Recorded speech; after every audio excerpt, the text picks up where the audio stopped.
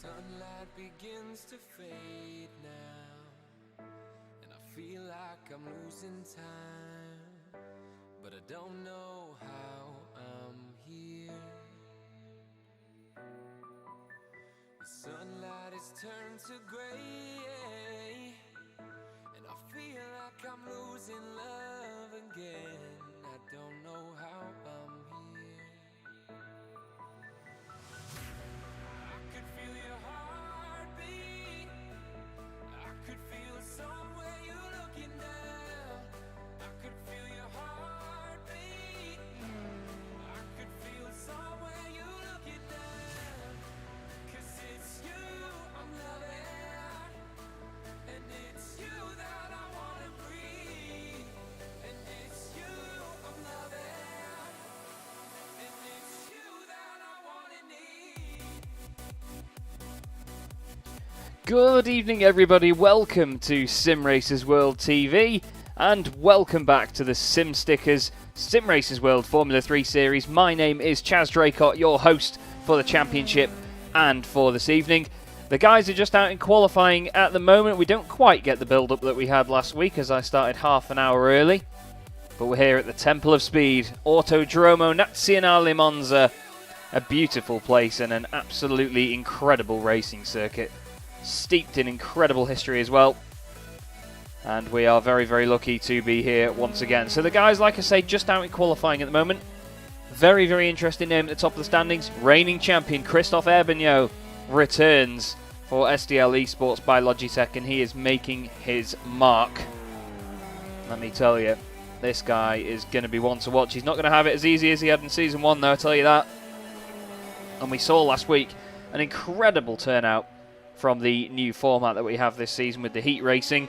We'll just have a quick look at the championship points before we get into things. Adrian Falcon, of course, for Team Iridium, took the win at Phillip Island last week.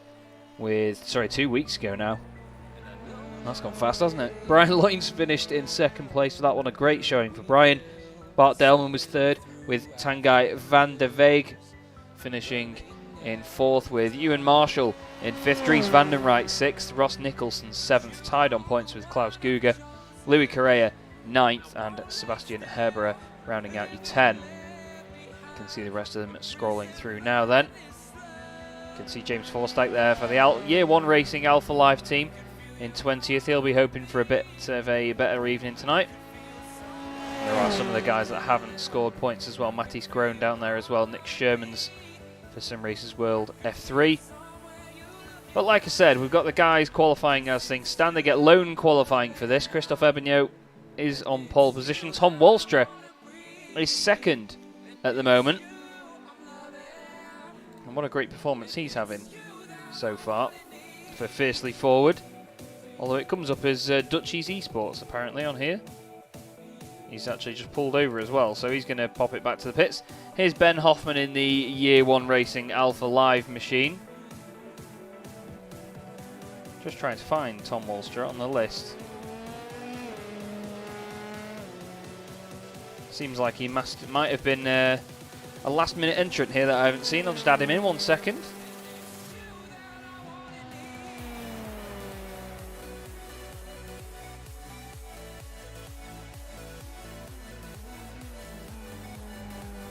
Ollie, where's he from? Good to see you, mate. I've got that he's Dutch on here, so I must already have him in somewhere, but I can't see him on the list for some reason. How very, very strange. Oh well, you'll hear me literally typing this info in now. This is the beauty of it, isn't it? You know me.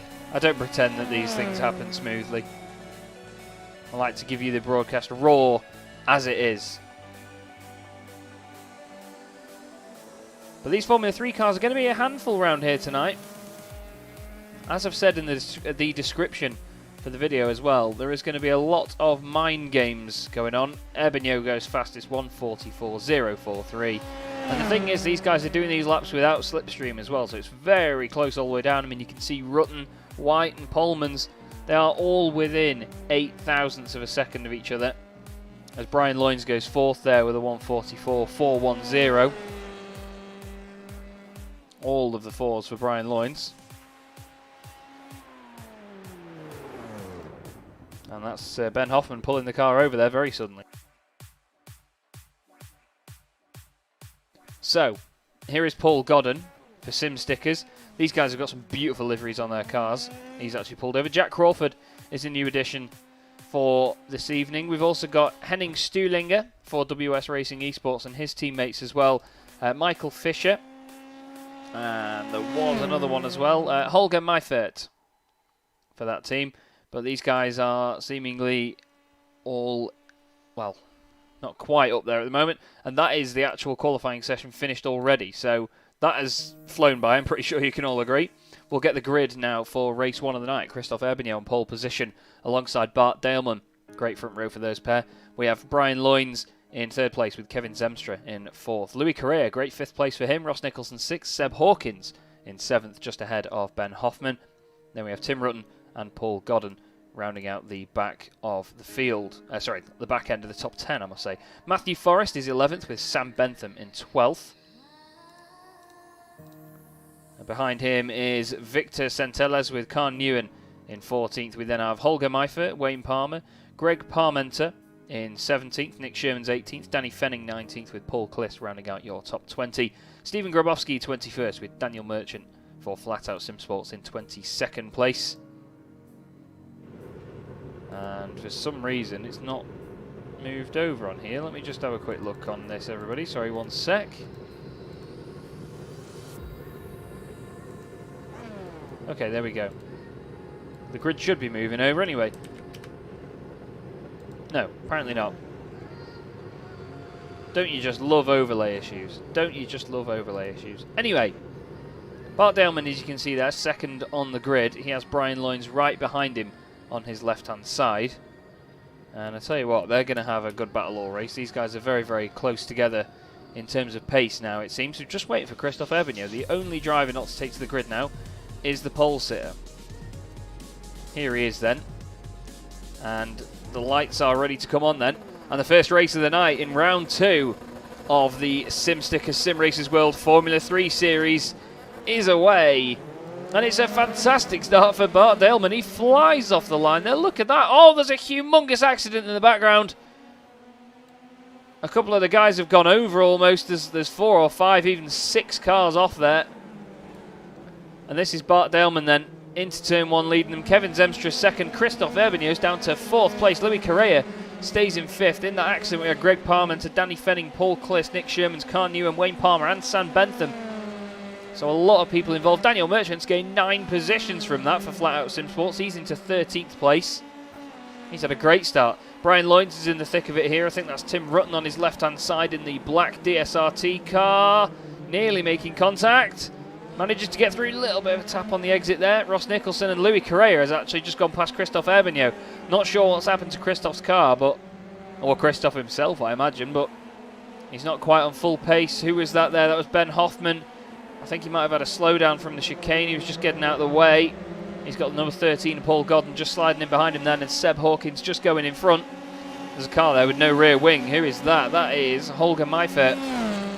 It's going to be very fast in a straight line, but it's going to be interesting when he gets to a corner in the WS Racing Esports car. Let's see how it behaves, or whether it will behave, or it's a little bit out of shape, isn't it? I imagine that car is not going to complete a lap. Greg Parmenter has got a very, very battered car, but We're going to have a quick look back at what happened then from the back of the field. Let's go on board with Greg Parmenter. Is there anyone that just struggles to get away? Oh, there's contact. Contact there between Khan Newen, I think it was. Let's just have another look. Pretty sure it was Khan Newen that had contact made. We'll just have a quick scan of the TV cameras. Khan Newen and the number 69. Oh, the number 69 got out of shape. And everyone trying to avoid. That was Sam Bentham that got out of shape originally there. Oh, just behind as well, Tim Rutten's having an issue. There's contact at the first chicane. Oh, there's guys running into each other all over the place. Not quite sure what happened to Daniel Merchant there. He got involved in that. Tim Rutten, oh, he got in an incident on his own with Louis Correa. Christophe Herbigno was in that as well, actually. Christophe has got damaged front wing now, or no front wing as such. So the pole sitter and reigning champion not having an easy time, but at the front, this is Bart Daleman then, leading this race. And he'll be very happy to be doing so. Behind him in second position is Kevin Zemstra for Fiercely Forward. Ross Nicholson in third. Brian Loynes is fourth. Brian had a great showing at the previous and first round at Phillip Island. It's close here between Wayne Palmer and Christophe Herbigno. Christophe's really struggling with that front end. He's been struggling from the very get-go in that car. Really not sure what's going on with the reigning champion, but he's going to want more out of this. To be honest with you, Alex, I don't really have much information about the TCR series, I'm afraid. It's not my kettle of fish at the moment.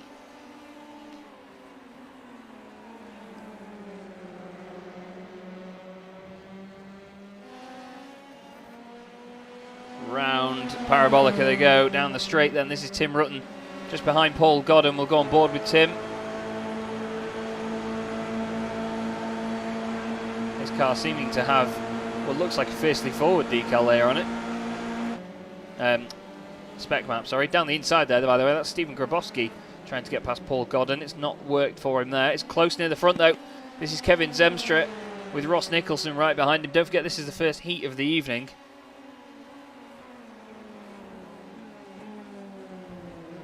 Down the inside, and that was a nice move there from the number 68 of Ross Nicholson, who takes second place. Ross has been very quick in the previous season.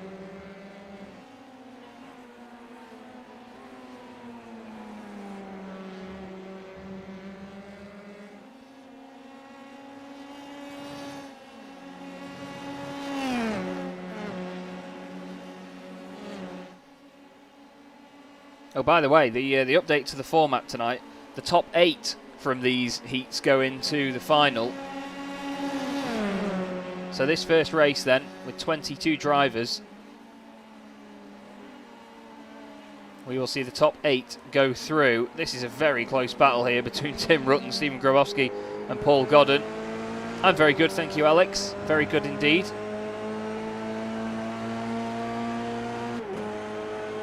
Hope you're well, mate. How are you? Oh, look at this now. Going past the lap traffic. Beautiful on-board shot there with Tim Rutten. Bart Daleman does the fastest lap, 1:44.9. Christophe Herbigno has been in the pits. So the top 8 are going through to the final from this. And then we have a consolation race,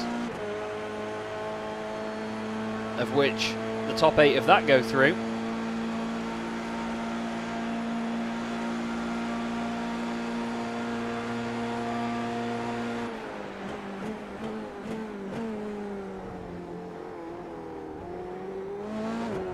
Oh, there's a moment. That was Stephen Grabowski. Stephen has to spin the car back around in the lovely livery. Unfortunately, not saving him there. Let's just have another look at it. It's easy to get on the throttle. Oh, I think the curb bounced as well and settled the car a little bit. Real shame for him, but it's spread out quite a bit now in this race already. That incident at the start has broken the pack up a hell of a lot.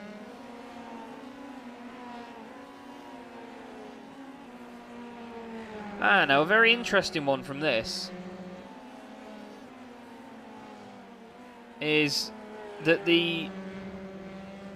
basically the odd position drivers here All the guys that you see on track here are the odd position drivers from qualifying.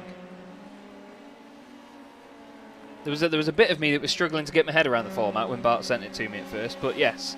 So we've got Heat 1 and then Heat 2. So this is Heat 1. 8 people go through from this. 8 people go through from Heat 2. And then we've got a consolation race with 4 drivers that go through. And then we have the feature race. So these are the odd numbered positions. And this is going to be a very interesting format because these guys then, that qualified in these odd numbered positions, so 1st, 3rd, 5th, 7th, 9th and so on, will then be 1st, 3rd, 5th, 7th, 9th and so on the final grid, if that makes sense. So then the guys from Heat 2 get all the even numbered positions. Wayne Palmer's had an incident. Oh, as he changes down into the chicane, the car just goes around. Oh, he's in reverse there. He wants to get it in first and spin it around. Gets it going again. Here's Seb Hawkins in 5th position at the moment for Abruzzi Esports. Doing a great job. There are a couple of fiercely forward cars out there, Louis. Mr. Hankey. But yeah, we've got 2 heats, so they may not all be in this race to begin with.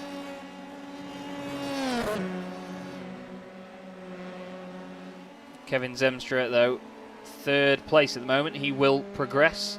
So will Victor Centelles as well, who's got his usual blinky internet. Paul Godden is just in the background there. He wants to progress and make these places, but unlucky 13 at the moment. Not quite giving him what he wants. We'll go on board for a sec then with Tim. Sorry, not Tim Rutten. Tim Rutten's behind him. But we'll tell you what. Here's Paul Clist chasing down Wayne Palmer after that spin earlier.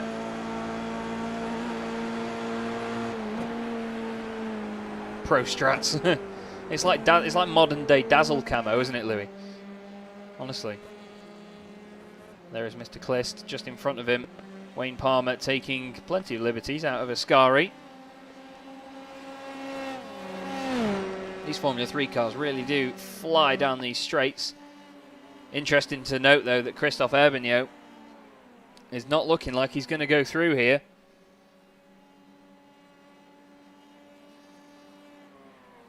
He's going to have to be in the consolation race.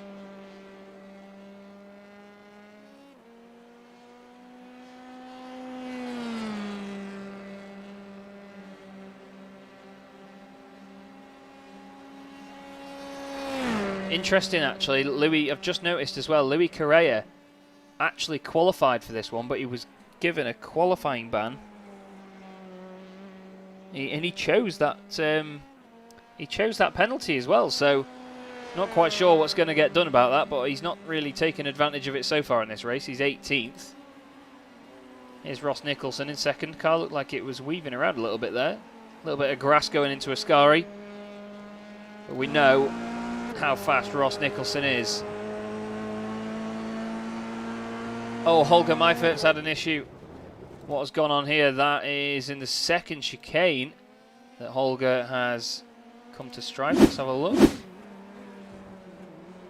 Oh, another car just on the change down there. Oh, all over the curbs. You can hear it just scraping along and damaging the just the underside of that car. It's going to be shredded. Absolutely shredded. It's not what you want. This is looking back from Brian Loynes at Seb Hawkins in 5th place there in the number 15 car. You can see him closing in the slipstream as well, only slightly. Hawkins has done his best lap of the race as well, actually, on that lap. Onto lap 7 of 9 already. We'll go on board with Seb.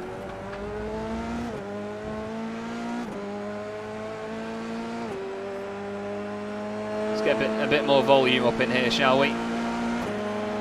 To hear these fantastic Formula 3 cars. Look at the closing speed there in the slipstream from Seb Hawkins. Onto the brakes he goes. Nicely done into the 2nd chicane. Herbigno does the fastest lap of the race of 1:44.472. But it's not getting him anywhere. Danny Fenning way down the order for SimStickers Academy has spun it at the first chicane. Hold the brakes, mate. Gets it going again. Luckily, no contact. Oh, he has a moment trying to get it going again as well. This isn't over, though, between Seb Hawkins and Brian Loynes. He's not going to let him get away with that easily. But Seb is just on it at the moment, it seems. Oh, that's a lot of curb into Ascari, if you ask me, there from Sebastian Hawkins. Real moment. That might have lost him some time. Let's have a look and see whether Brian is closing. He is certainly in the slipstream again. And this has opened this battle up. 2 laps to go then. Here comes Brian Loynes. Although he backs out of it into Parabolica. He says, I'm not having any of that.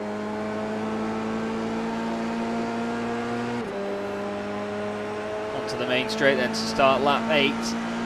Bart Daleman leading this race at the moment by 4 seconds from Ross Nicholson in second position. Kevin Zemstra in third is 4 seconds up the road from this battle that we're watching now.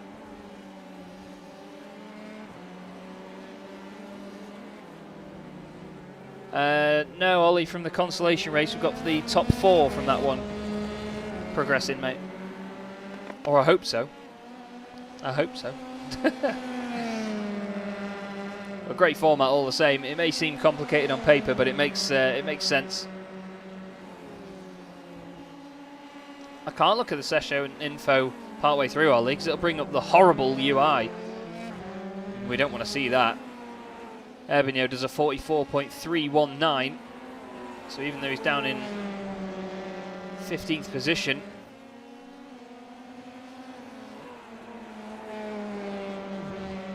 through Lesmo 2, and it looks like now Seb is going to just gradually get into his rhythm here and hold on to 4th place. The final person to progress at the moment will be Victor Balea-Santeles, who we're looking at now for Team Iridium in the number 18 car. Paul Godden still 1.7 seconds back.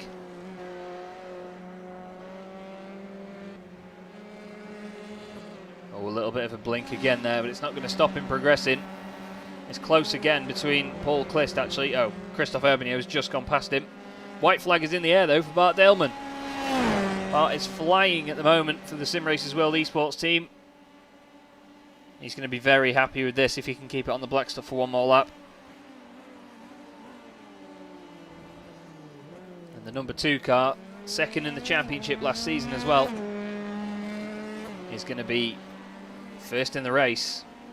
Not second to anybody. Here's the Brian Loynes and Seb Hawkins battle. I think Brian doesn't really want to push it too hard now. He just wants to make sure that he gets through into that final race.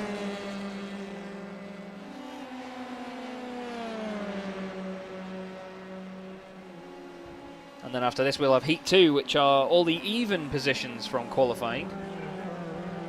Oh, look at that there. Brian Loynes really closing up on the the back of Seb Hawkins. Get the intervals live in the bottom right of the screen for you.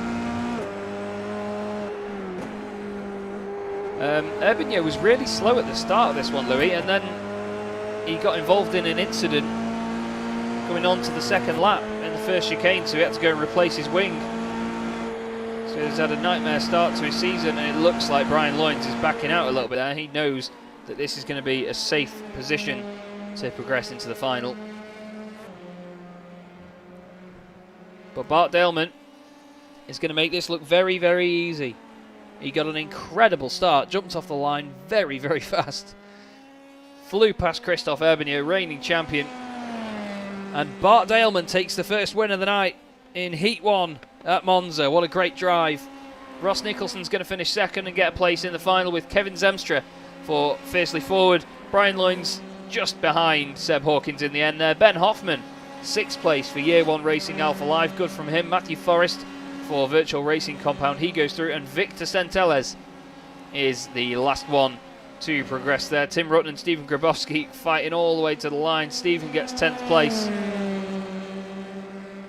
And those guys will determine the grid of the consolation race. And And there, that's a real surprise, that one. Christophe Herbigno. We will see him in the consolation race, the reigning champion not having a good round here. We will have a quick look back at what happened to these guys at the end of lap 1. I believe it was coming on to lap 2. So here's Christophe Herbigno's point of view of it. Tim Rutten and the number 77 of Louis Correa get together. Oh, Christophe just goes straight into the back of Daniel Merchant. Not really anything else he could have done there. Here we are then into the second of the 2 heats. Tom Walster on pole with Adrian Falcon, Arthur Fry, Ewan Marshall, James Forsythe and Jack Crawford in there as well. Then it's Henning Stuhlinger, Ben White, Hans Polmans and Van der Veeg in 10th. We'll just skim through the rest of the grid there for you all so you can see that one. 22 cars in this grid then for the second race of the day. Tom Walster on pole for Fiercely Forward. And here we go then. The lights are coming on and Heat 2 of the evening from Monza in the SimStickers Sim Racers World Formula 3 Series is away, and it's a great start again from second place on the grid. That's Adrian Falcon, championship leader.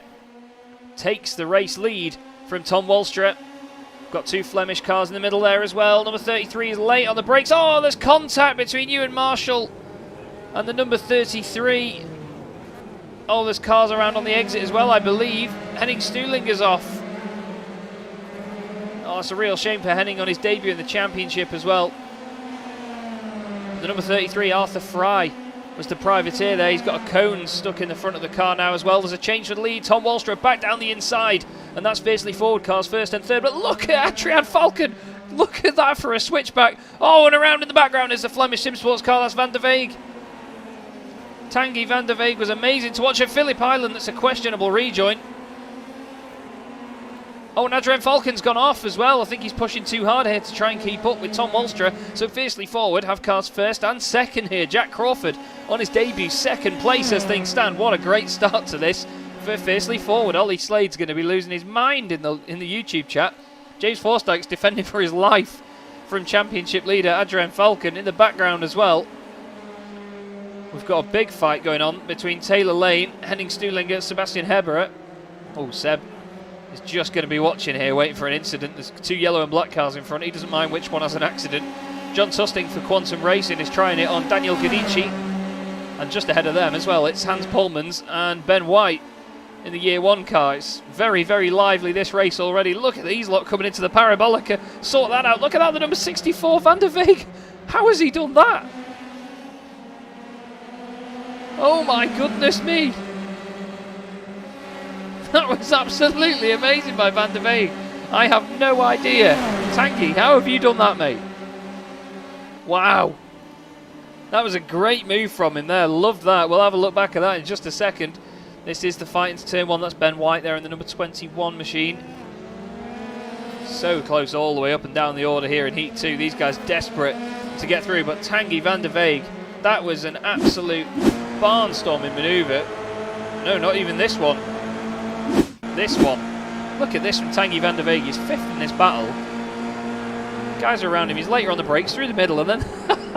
How do you do that? That's absolutely phenomenal driving by Tanguy Van der Veeg. And oh, Daniel Gadici's gone down the order. We go back live and he's around at the chicane, unfortunately. But Tanguy Van der Veeg, take a bow, son. What a move that was. Ben White here is trying to defend from Hans Polmans. These two both getting through at the moment. John Tusting is in the last position to qualify for the final, but Tanguy Van der Veeg is on a mission. Absolutely on a mission. Chasing down Chris Roberts at the moment, although he's slowed down there. Has he got to slow down? Something's not right there. Something's really not right. Let's go back on board.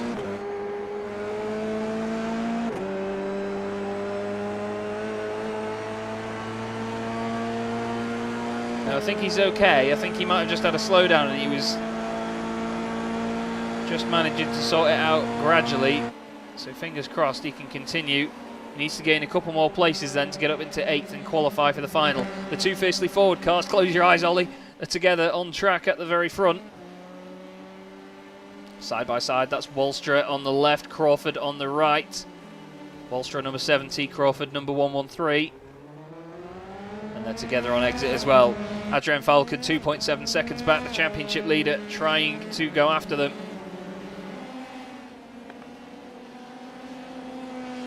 But at the moment,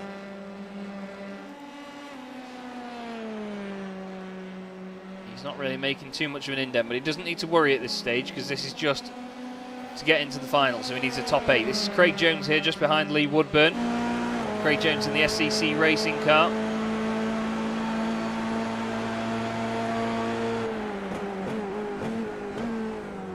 Onto the brakes in the second chicane.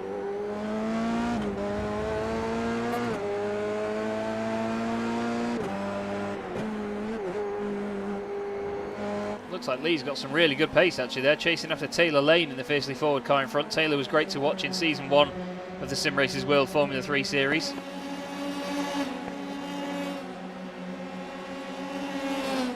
Tanguy van der Weeg is attacking Sebastian Heberer for 10th place into Ascari. Oh no, Sebastian under pressure there, has a spin, and that's not going to be a place that you can easily recover a Formula 3 car. I don't think he really wants to move it. This is the lead battle then. This is Tom Wallstra and his fiercely forward teammate Jack Crawford behind him. Look at this. Closing speed here from Crawford. The two of them fighting like the two Mercedes in the 2014 Bahrain Grand Prix. Not quite on that excitement level yet, but no team orders by the look of it. Crawford down the inside. Nice move. Takes the race lead. Phil Reagan, by the way, is Taylor Lane's dancing partner, as it seems, in the year 1 car. Taylor's car really struggling in a straight line. It seems such a shame. See whether there's anything wrong. Yeah, you'd expect that car to be closing in on him in the slipstream, but look at it. Taylor's just got nothing in the straight line. Look at that. Phil's just driving away. Not quite sure what is going on there. The other fiercely forward car, Luke Wobbs, has got no nose cone on that, so I imagine he's not going to be going through. No downforce to make up positions. This is John Tusting in 8th place.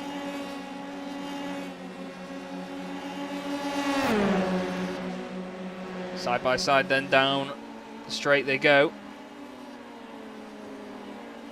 towards Ascari. Nicely done. That means then that Chris Roberts for Virtual Racing Compound gets himself into the final as things stand. Takes the spot away from John Tusting, but John is not taking that lying down. Look at them side by side again.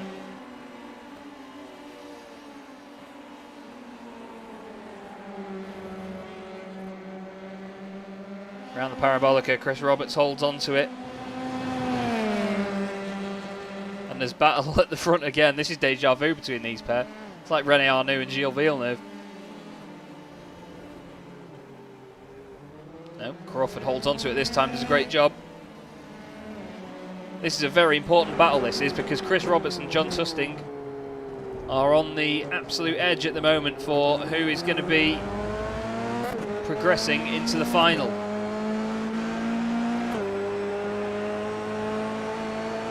It's going to be a battle of slipstreams here on lap 5 of 9.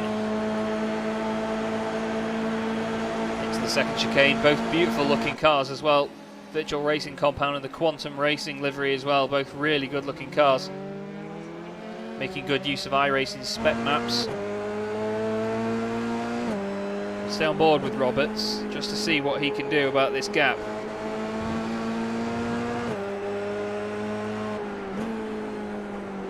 Oh, he's gone wide there into the Lesmo, tried to carry too much speed, and that's hurt his chances.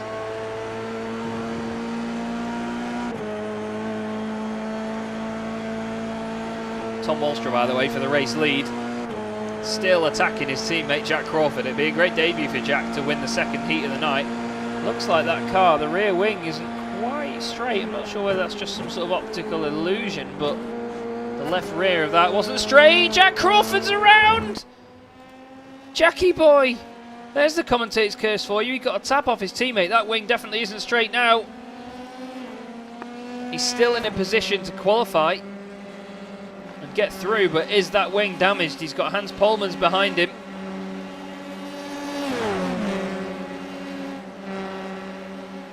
Oh, and he's made a mess of it, to say the least. There's Jack Crawford. Let's have a look at what happened. It just gets unsettled halfway around the corner. It was risky as well by Tom Wallster. I mean, he was close. He went to the side to avoid him, but you know, he didn't leave himself a lot of room to get past Jack Crawford there. But Jack's still in 6th, so he's still in a position to qualify. Daniele Guidici is down in 14th with Craig Jones just in front of him. Then he's got 2 fiercely forward cars behind him, Taylor Lane and Luke Wobbs. Tanguy van der Veeg, by the way, has dropped back down the order. He came in the pits earlier.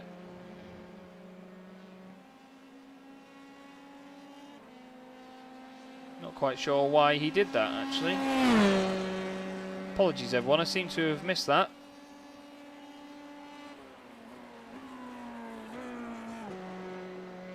Doesn't seem like he's had an issue. It just says that he went in the pits and then came back out the pits. Any damage on the car? Not that we can see. Very interesting from Tanguy van der Veeg. That's such a shame. Here's Daniele Guidici. Getting past Craig Jones, or trying to. He's going to be over the curbs in Ascari and no one wants to be there. Oh, Tanguy got a penalty for incident points. Thank you, Anton. Cheers for the information. Got a drive through. It means now, though, that Tom Wallster's got a bit of an easy lead here as he's on to lap 7 of 9. Means he doesn't have to worry too much. He could even let Adrian Falcon go, to be honest. And Adrian, as we know, championship leader, very fast driver. The Spaniard for Team Iridium was so exciting to watch at Phillip Island, despite making a mistake and actually spinning out of the race lead.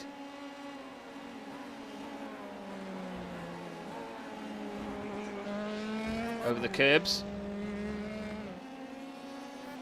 And it's a great drive as well by James Forsyth there in 3rd place. And Dries van den Rijk behind him has gained 10 positions to be 4th.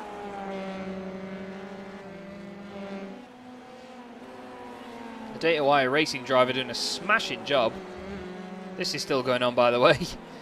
Craig Jones attacking Daniele Guidici. That's Arthur Fry just behind him there, unfortunately involved in that incident at the start.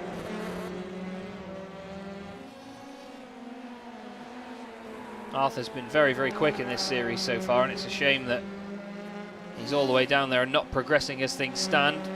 Ben White is caught right up to Jack Crawford, by the way. And Ben White is now going to go through on the fiercely forward USA driver.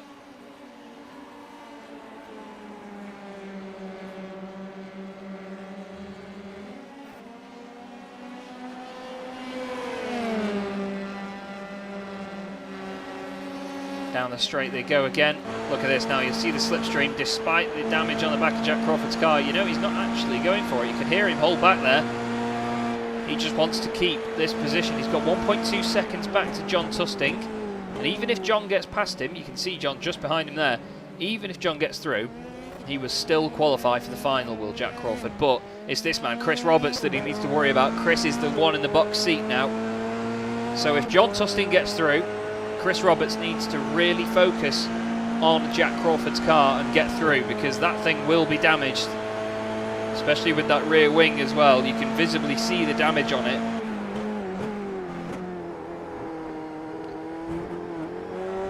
Nice and clean there for Chris Roberts, not too much curb. Into the Lesmos. Fantastic set of corners, the Lesmos are so focusing.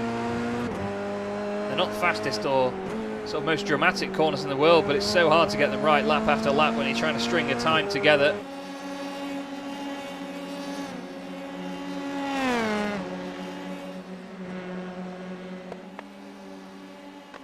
There is the car he's got to aim for, Jack Crawford. One more lap to go after this.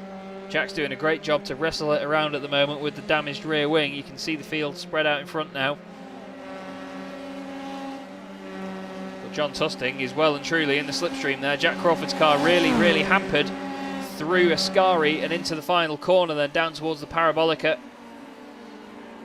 Down the inside goes John Tusting, makes it look very easy. Must be a bit out of shape then. Jack Crawford right on the edge now of making it through. We're on to the final lap for Tom Walstra, race leader. Jack Crawford just needs to stay in the slipstream of John Tusting. You can hear him just letting off again.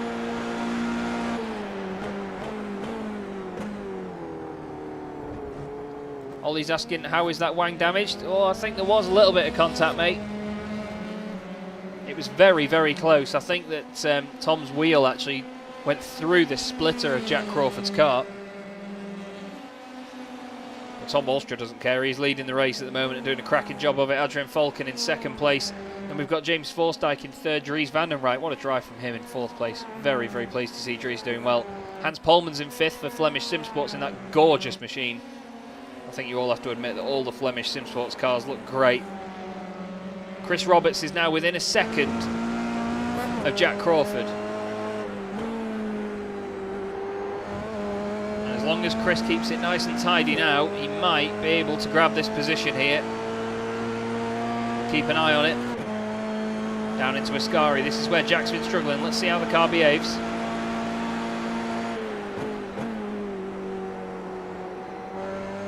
It just looks very stiff, doesn't it? And Chris Roberts has brought the gap right down behind him, although he's a little bit out of shape. He's not got the great run out of there. Tom Walstra, by the way, is going to come around the final corner to win Heat 2 of the night. Brilliant drive. Michael Fisher's had an issue in the meantime. But there is Tom Walstra taking the win. Adrian Falcon second. James Forsyth finishes third. And Chris Roberts is closing right up in the Parabolica. Van der Rijt, Polman's, White, Tusting, they've all gone through. And Jack Crawford is just going to hang on. Just makes it through to the final. Great drive by Jack Crawford. Wow. That was very close. Henning Stuhlinger on his debut nearly made it through. Didn't quite. Lee Woodburn in the background there with Phil Reagan, Daniele Guidici, Arthur Fry, unfortunately a lap down in that one. But what a heat we had there. That was brilliant. But Tom Walstra, for Fiercely Forward, takes your race win. Very deservingly so as well. What a fantastic drive.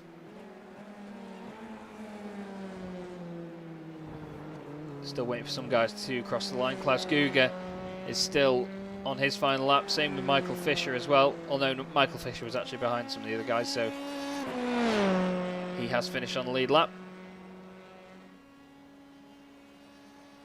This is Klaus Guger, number 72, the privateer, the Austrian.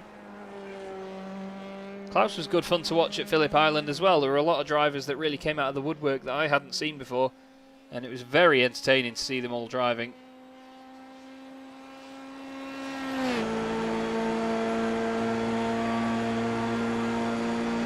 Onto the brakes, into the Parabolica. Such a legendary corner in motorsport, and it's such a basic one as well. It's crazy.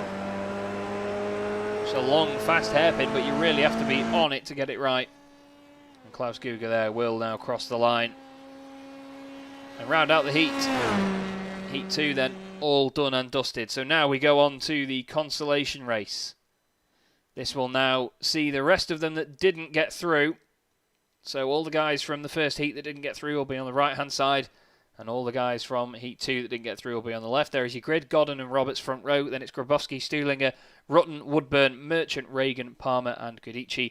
Urbino 11th. Watch out for Christoph, reigning champion, of course. Craig Jones will be in 12th. And then we will have Paul Kliss, Taylor Lane, Holgen Meifer, Khan Newen, Tanguy van der Veeg. Watch out for him as well. He's going to be rapid. Louis Correa, Klaus Guger, Nick Shermans, Michael Fisher, Greg Parmenter and Arthur Fry. Oh, and Fenning as well at the bottom down there. Fenning, Marshall and Bentham are actually down there as well. So, Paul Godden, pole position for Sim Stickers, number 13. Himself and Chris Roberts came so close to getting through there. Louis Hanke reckons Urbino's got this, and Tanguy van der Veeg is going to be in second? Well, we will have to see then. The consolation race, 13 laps here from Monza. The revs rise, and the lights are out, and they're off. Great start from 5th on the grid there for Tim Rutten. He manages to get in the middle. The guy's just weaving around a little bit, spreading out. There's a Flemish car in the middle there. You can see the beautiful goal shine. Wow, Arthur Fry dives across in the background there, but into turn 1, Tim Rutten's gone deep.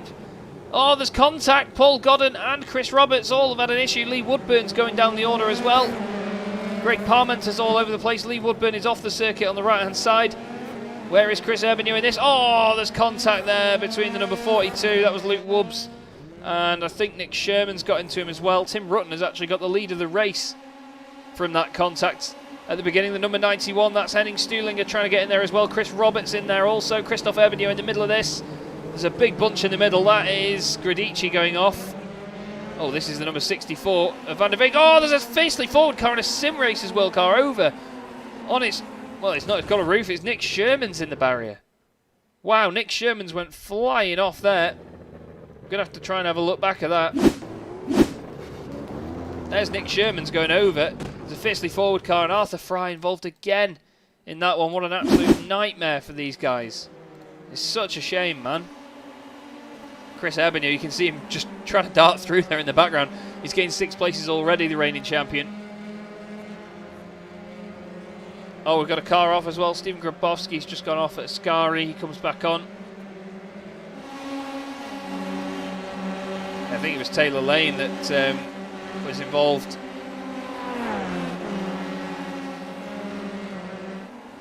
Just trying to have a quick look back at what happened. Oh, Taylor Lane there was in the number 32. He just got driven into. He was stationary and he just got driven into. Oh, he already had the left rear broken, and then Arthur Fry comes in as well. I'm not sure whether it was to do with the contact as well. But Ewan Marshall of Miraki Racing was involved in that also. Here is Ewan, just at the back of the pack now, unfortunately. Sebastian Heberer is the only one behind him. But it's Chris Roberts leading this race. From Tim Rutten, Christoph Erbinew's third, but he's got Henning Stuhlinger and Paul Godden side by side just behind him. Ah, Paul Clist was it, Ollie? That's a shame, that. Paul of Year One Racing. Not sure if he's in the Alpha Live team. I think he's just... Yeah, it's just Year One Racing with Phil Reagan. Oh, Tim Rutten. Tim Rutten must have had a slowdown there. He's lost a good handful of positions. Oh, and Wayne Palmer also going off in the background. Tanguy van der Veeg coming through here now. Tanguy's been amazing to watch this season already. He goes past Tim Rutten as if he's not there, but obviously Tim has had some sort of slowdown. It's the top 4, by the way, that progress in this, and that position is right on our left-hand side there, if that makes sense. Stuhlinger, 5th place at the moment. Craig Jones holding on to the final spot that advances. Chris Roberts is running away with the lead. Christoph Ebernew is second. Godden and Jones just in front of us here are fighting over that final spot in the final race of the night. We've got plenty more laps to do it. Oh, Stuhlinger makes it 3 wide. I've seen this happen a lot recently. Don't do it, boys. Oh, there's contact. Craig Jones and Paul Godden, and it was going to happen. And Stuhlinger, quite annoyingly, no offence, Henning, gets away with that scot-free. And it means that Craig Jones and Paul Godden are out of the race. That's such a shame. Such a shame. Although Paul Godden's actually continued. He's got a bit of damage. Sorry, this is Tim Rutten.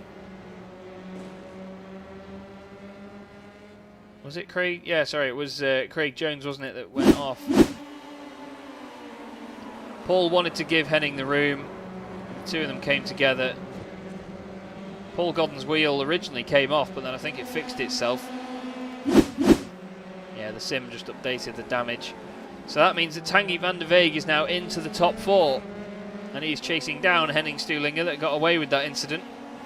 Down the inside he goes, through he goes. Flemish Sim Sports car flying at the moment, the number 64. Daniel Merchant got hit in the rear by Christoph Ebernew in the first race, and he is on his way to get through if he can keep this pace up. He was 1.2 seconds quicker than Henning Stuhlinger last time round. He was actually having a go at Tanguy van der Weeg just in front there, but it hasn't worked this time for Ascari. Chris Roberts just in the background. There he is, your race leader for Virtual Racing Compound.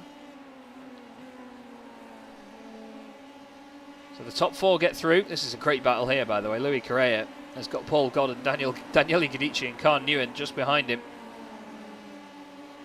7th, 8th, 9th and 10th in the race. Khan Nguyen there just trying out the track limits, just to make sure that you can definitely get an incident point there. Tanguy van der Weeg is the fastest lap of the race by a long shot. The only driver in the 45s last time round. And he's overtaking Christophe Herbigno already. Oh, he's over the curb.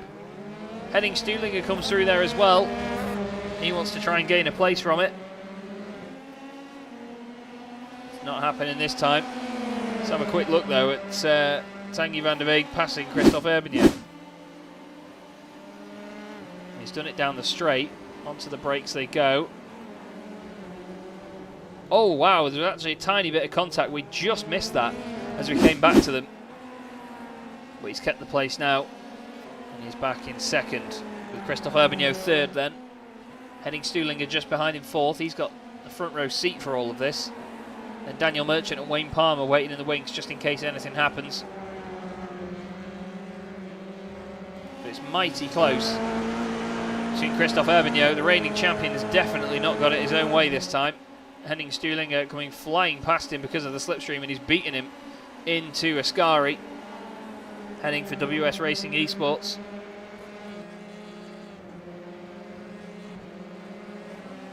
You should always leave a space. Indeed, Louis. What does everyone think of Fernando Alonso's return to Formula 1, by the way? Let us know in the comments.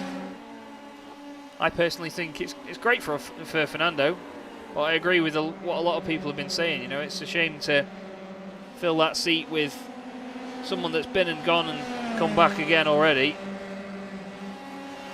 and not have some sort of younger talent in there. I know Ocon is a real young talent, but there's always more room to do it, and I don't really think it's going to be that much of a good comeback. The Renault isn't the most competitive of cars. I mean, Ricciardo went there expecting it to be the most competitive, and it hasn't been, unfortunately. Anyway, there's a Formula 3 race going on. Khan Nguyen here is attacking the back of Daniele Guidici. It's not working at the moment.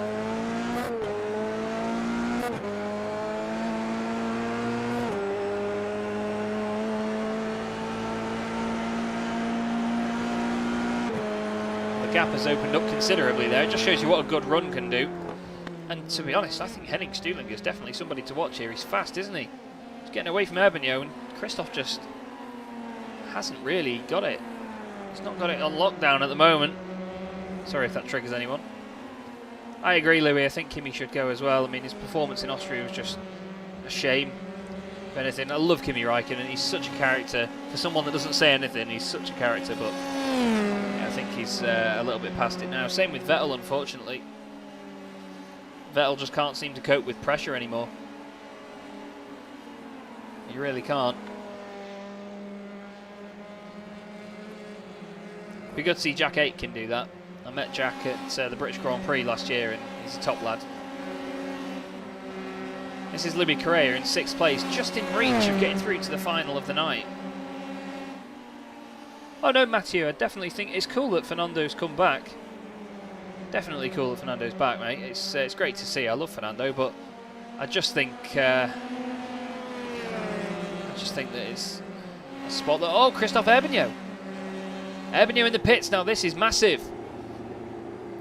That's surely a spot in the final gone for Christophe Herbigno.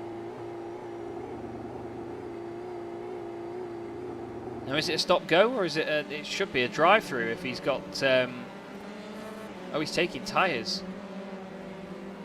Interesting from Herbigno. Whether this has got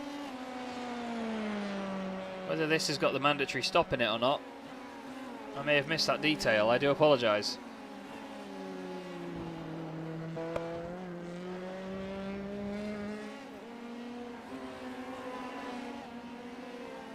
Ah, yes. Yeah, Constellation does have a pit stop, sorry. I do apologise, everyone. So, basically, Christophe is getting the clear air under his belt. There was a tiny bit on the top of the sheet that I've been given. Thank you, Bart Delman, for the info, by the way. Very grateful for it all, but I did miss that.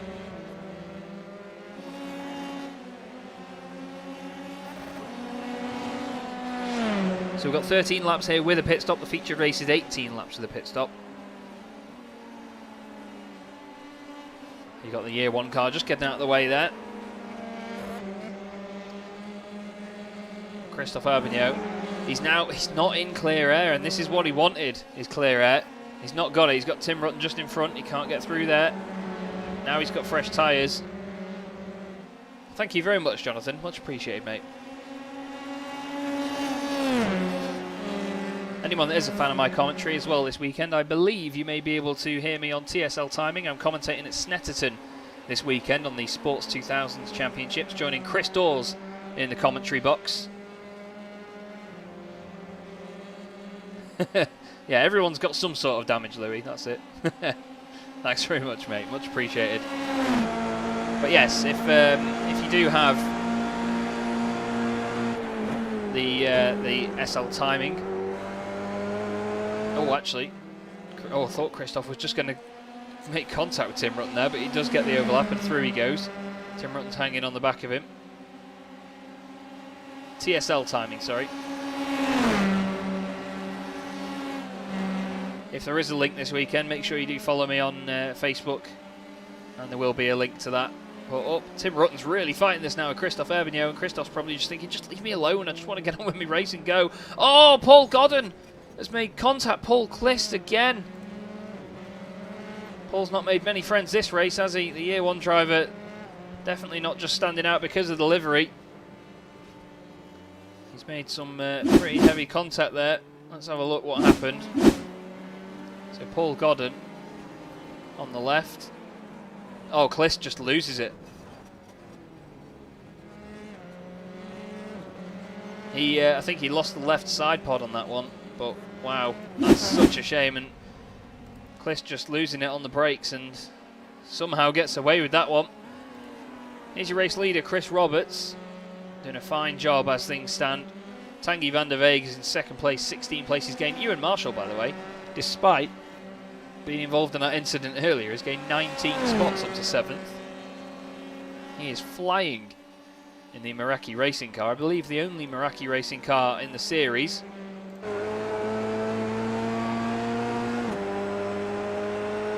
Onto the straight once again, or is he coming in? He is.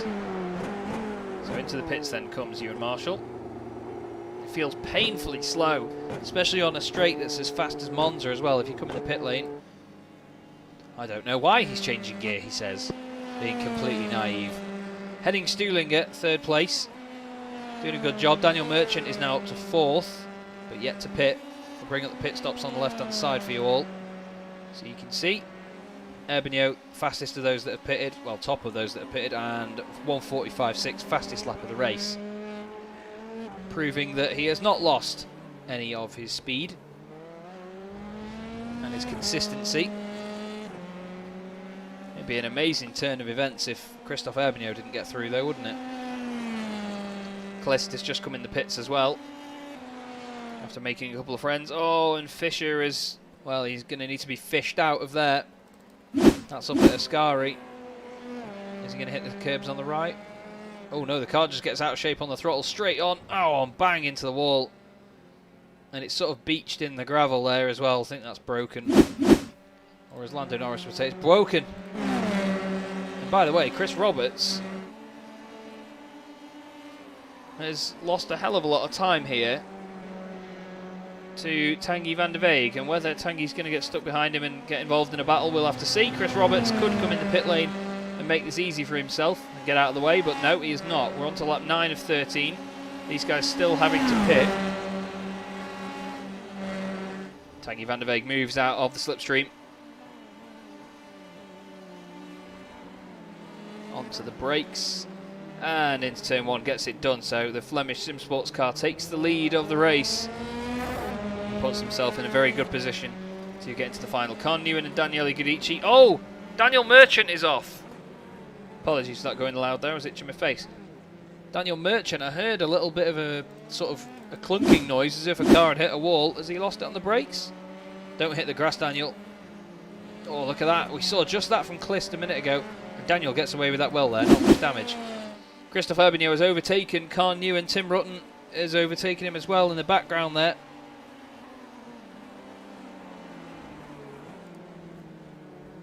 So Christophe Herbigno is on his way.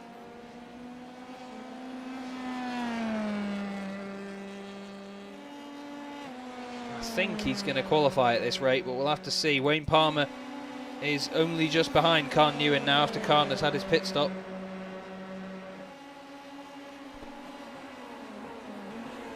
Onto the brakes in the second chicane. It's tough to get that right lap after lap, especially in a car that's as sensitive to this as the Formula 3.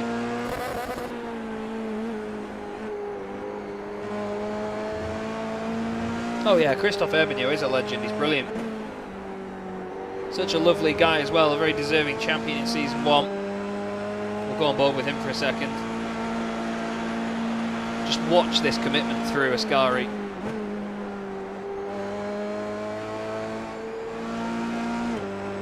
Great accuracy through there. Nice and smooth. Tanguy van der Weeg, by the way, is in the pit lane. And I do not know why he's changing gear, he says. Oh, there's a bit of damage on the front of that car as well by the look of it. Either that or it's just a nice pattern that he's decided to put on it. Daniel Merchant has gone through. Wow, there you go. Definitely flown through. Let's see where Christophe Herbigno ends up. Here's Christophe, and Tanguy van der Weeg has not moved yet. Now he's left his box. So Christophe Herbigno has gained buckets of time. Look at that. He's not even out of the pit lane yet, is Van der Weeg, so he's got a lot more work to do. Wayne Palmer and Sam Bentham have gone through. And Daniele Guidici. Just see whether they've actually stopped, though. They have. So it's the top three that you need to remember at the top of the standings then that haven't pitted yet. That's Chris Roberts, Henning Stuhlinger and Daniel Merchant. All yet to pit. Christophe Herbigno leading the cars that have pitted. And the SDL Esports by Logitech driver will really need to get this underway. Yeah, Tanguy van der Weeg's pit stop, 22 seconds, as opposed to the 7 of Christophe Herbigno and the 3.9 of Carl Newen. So some of these guys have had very short stops, and we've got a great battle in the middle of the pack brewing here. This is Carl Newen, Wayne Palmer, Tim Rutten and Sam Bentham. I hope you're all enjoying the stream, everybody. Thanks for tuning in. We've got around 50 people watching at the moment, but only 7 likes. Come on, guys, you can do better than that. Chris Roberts and Henning Stuhlinger into the pits, as you can see on the left. Tim Rutten down the inside of Wayne Palmer, and a nice move there from Tim in the DSRT machine, and down the inside. Oh, it's contact. Wayne Palmer's off. Sam Bentham put his nose down the inside. In all honesty, Wayne just didn't leave him the room, and he suffered the consequences. Hey, there you go. That's how we get the likes up, isn't it? 15 likes now. Thank you, everybody. Thank you very much indeed. I'd offer to commentate in Dutch or something like Hassa does once we get to a certain number, but unfortunately I do not have that capacity. Henning Stuhlinger just behind Christophe Herbigno. Chris Roberts just in front now.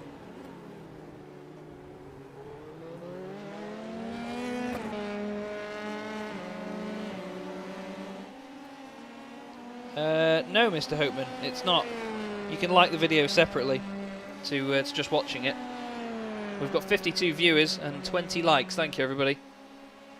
Much appreciated. All of your support is very appreciated here at Simracersworld TV.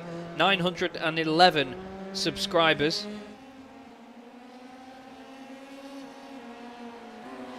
It's better than our Flemish commentators.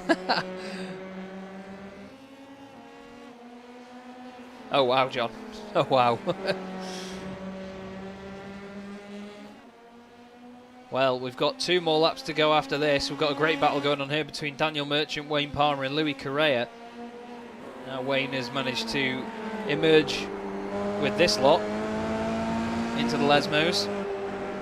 Louis just holding back a bit. Louis is a star in the Sunday Drivers MX5 series that gets broadcast on Simracersworld TV, the next round of which is this coming Sunday in the evening. 9:30 BST, so keep an eye out for that. Onto the brakes, into Ascari they go. These cars have such a great change of direction. And Urbano, by the way, has taken the lead from Chris Roberts. 29 and 92, both called Chris. Just as Jack Werrell says, my guy in P1, keep pushing. Well, he might get it back, Jack. He might get it back. Here they go then, into turn 1. And Urbano basically waits for a bus on the apex. But he knows that he's probably going to get him back somewhere else. Louis Correa, by the way, is side by side with Daniel Merchant down the straight.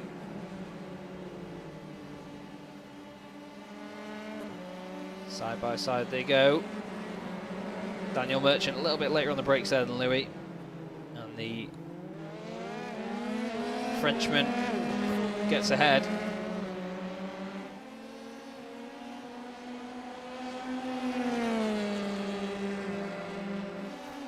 And, oh, by the way, Ewan Marshall down the inside.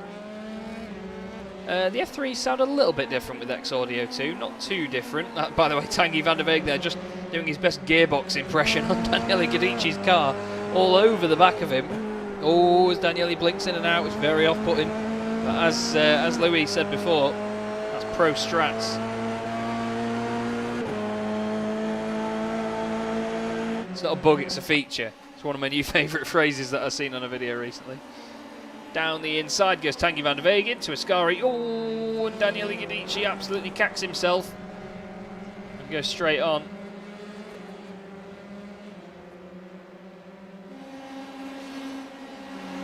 And then he loses a place there as well to Bentham. So Urbano now has opened up his gap at the front, and he's going to come on to start the final lap of the consolation race. The top 4 go through. So at the moment, it's Urbano, Roberts, Stuhlinger, and in the background, Khan Nguyen for SCC Racing. And whether Tim Rutten can do anything about that is yet to be seen. He's 1.1 seconds off the back of him. So he's going to need a good final lap here.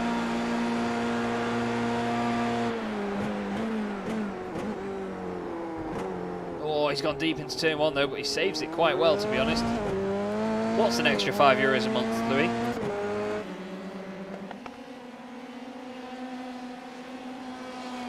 I'm confused. All these boys have had a bit of a sort out. That's the number 60 in the background there. Oh, Phil Reagan from Year 1 Racing. He won't be going through into the final, it seems.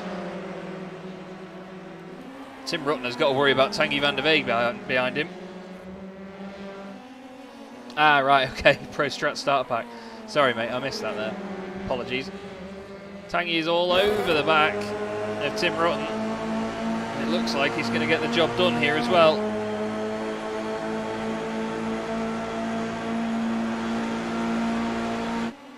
Into Ascari, but Tim is still defending. No, he's not, never mind. Tanguy's going to go after Khan Nguyen. He's got 1.3 seconds to gain. Plenty of pops and bangs. You can hear them all in the background. Well, here is Christophe Urbano. And the reigning champion has not had it easy so far tonight, but he comes round the final corner and gets himself a spot, albeit near the back of the grid. But he's on the grid for the final. Chris Roberts, second place. Great stuff from him. Henning Stuhlinger is going to be third.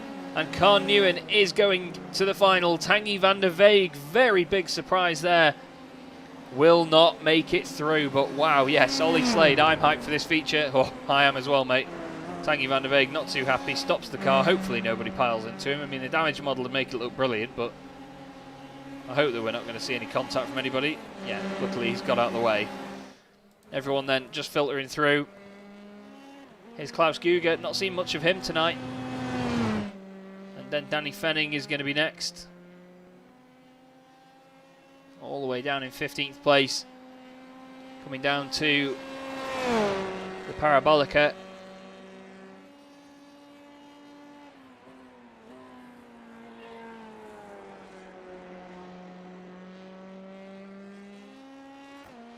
It just shows that it's not that easy.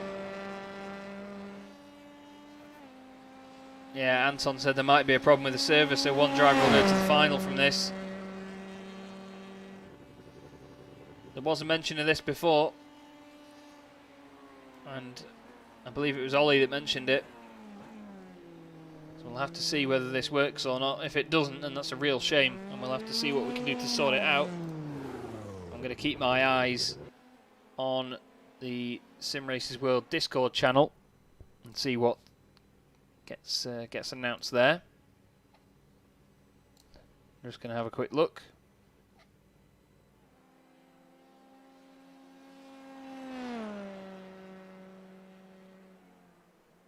We've got scenic cameras still at the moment. I think we've got Paul Clist is finishing his lap. Michael Fisher. Yeah, he's not finished yet, so one more to go.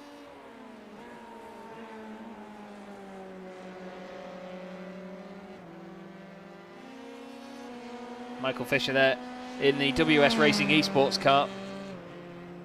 Crosses the line, and well, get ready everyone, because this feature, if last week at Phillip Island is anything to go by, this is going to be lively. Very, very lively. So we've got a warm-up session then for these guys. Tanguy van der Veeg is in this as well, but I think everyone gets to go out. Yes, we get all the cars on track for this, while the grid gets sorted out. Brian Loynes, he's in there as well. Oh, there was an incident at the end of the pit lane there, it seems. James Forsyth for the Year 1 Racing Alpha Live team. Bart Daleman, of course, won the first race of the night, so he's had a nice bit of time to chill out and worry.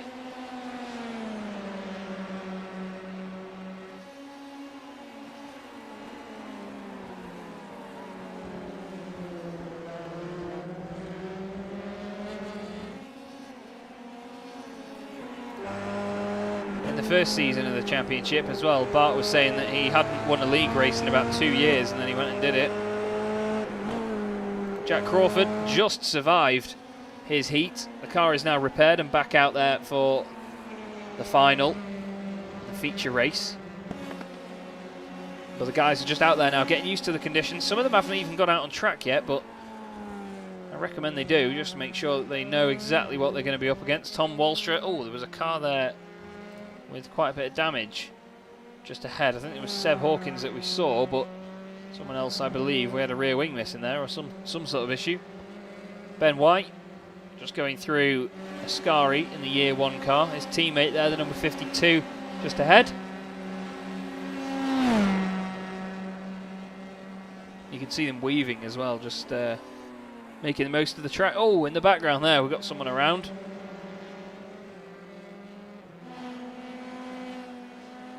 I think that was Jack Crawford. I know Jack's practicing his pit entrance. Well, you need to. Dries van den Rijt here in the Data Wire racing car. Weaving around a little bit. He knows he's on stream probably.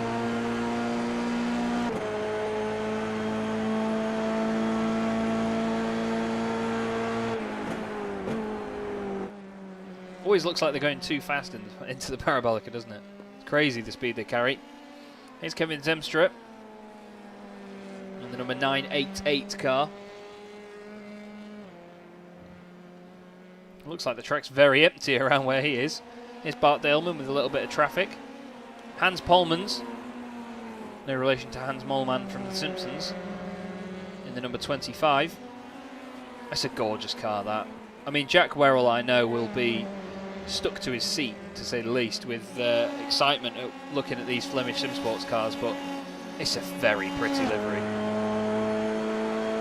The satin metallics just look gorgeous on it. Really, really big fan of it. And the thing is, even when the spec map doesn't work, it still looks good as well, don't get me wrong. It's amazing.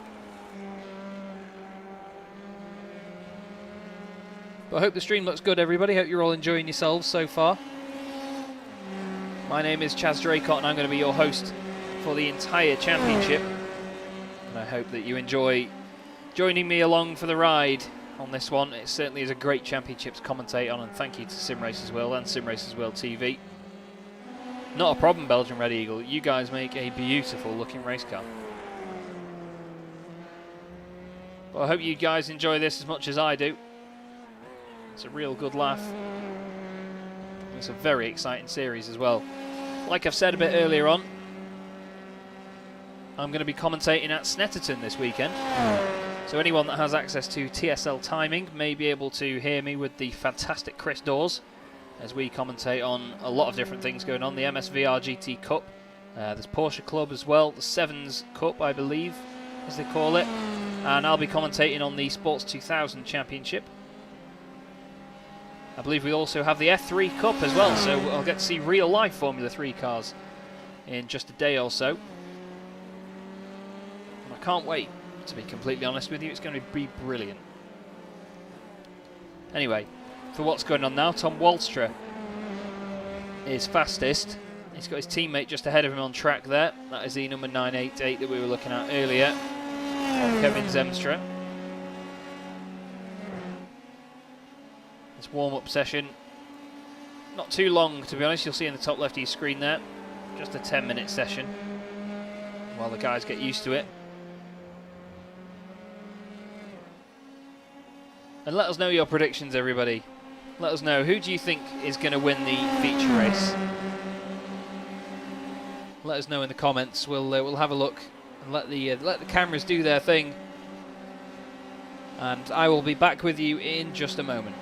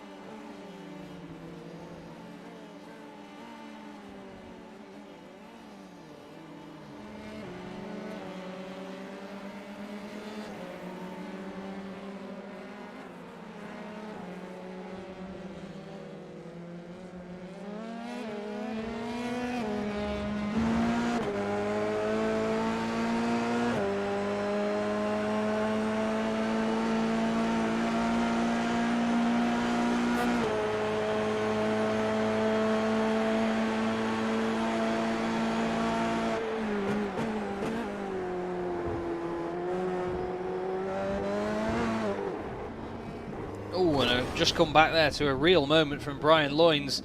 Just shows you how easy it is to lose the rear end on these cars. Just a tiny, tiny bit. Too much throttle, and that is it.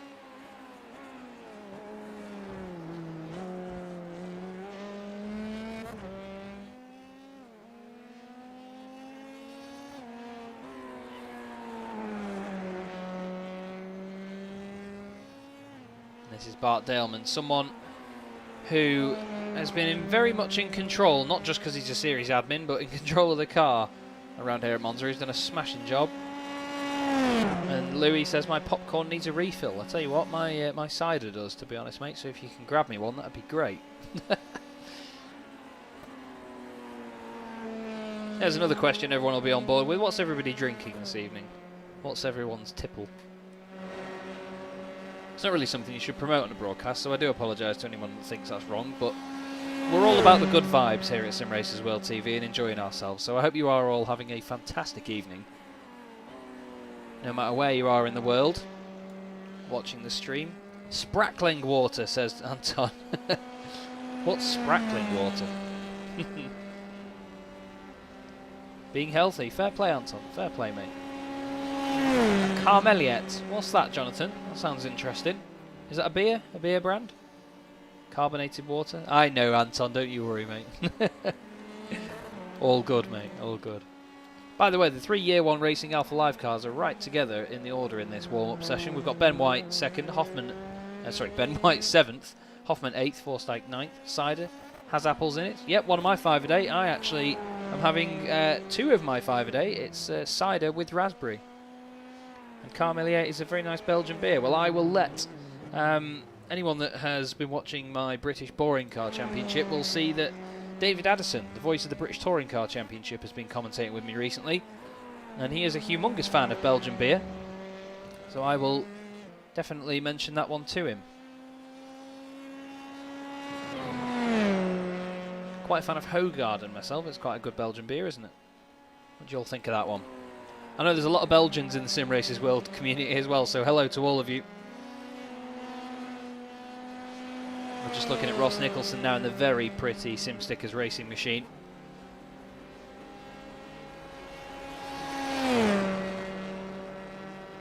Yeah, I think Hogarden's quite nice, to be honest. Ice cold glass, and it's great in summer, yes.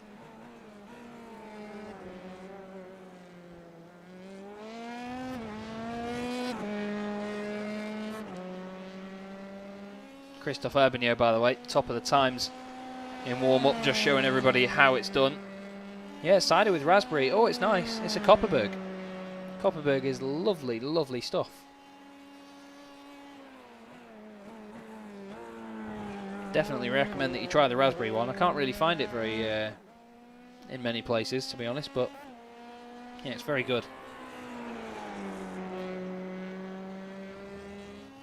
Oh, now wine. Matthew says wine. Oh, I can't handle wine.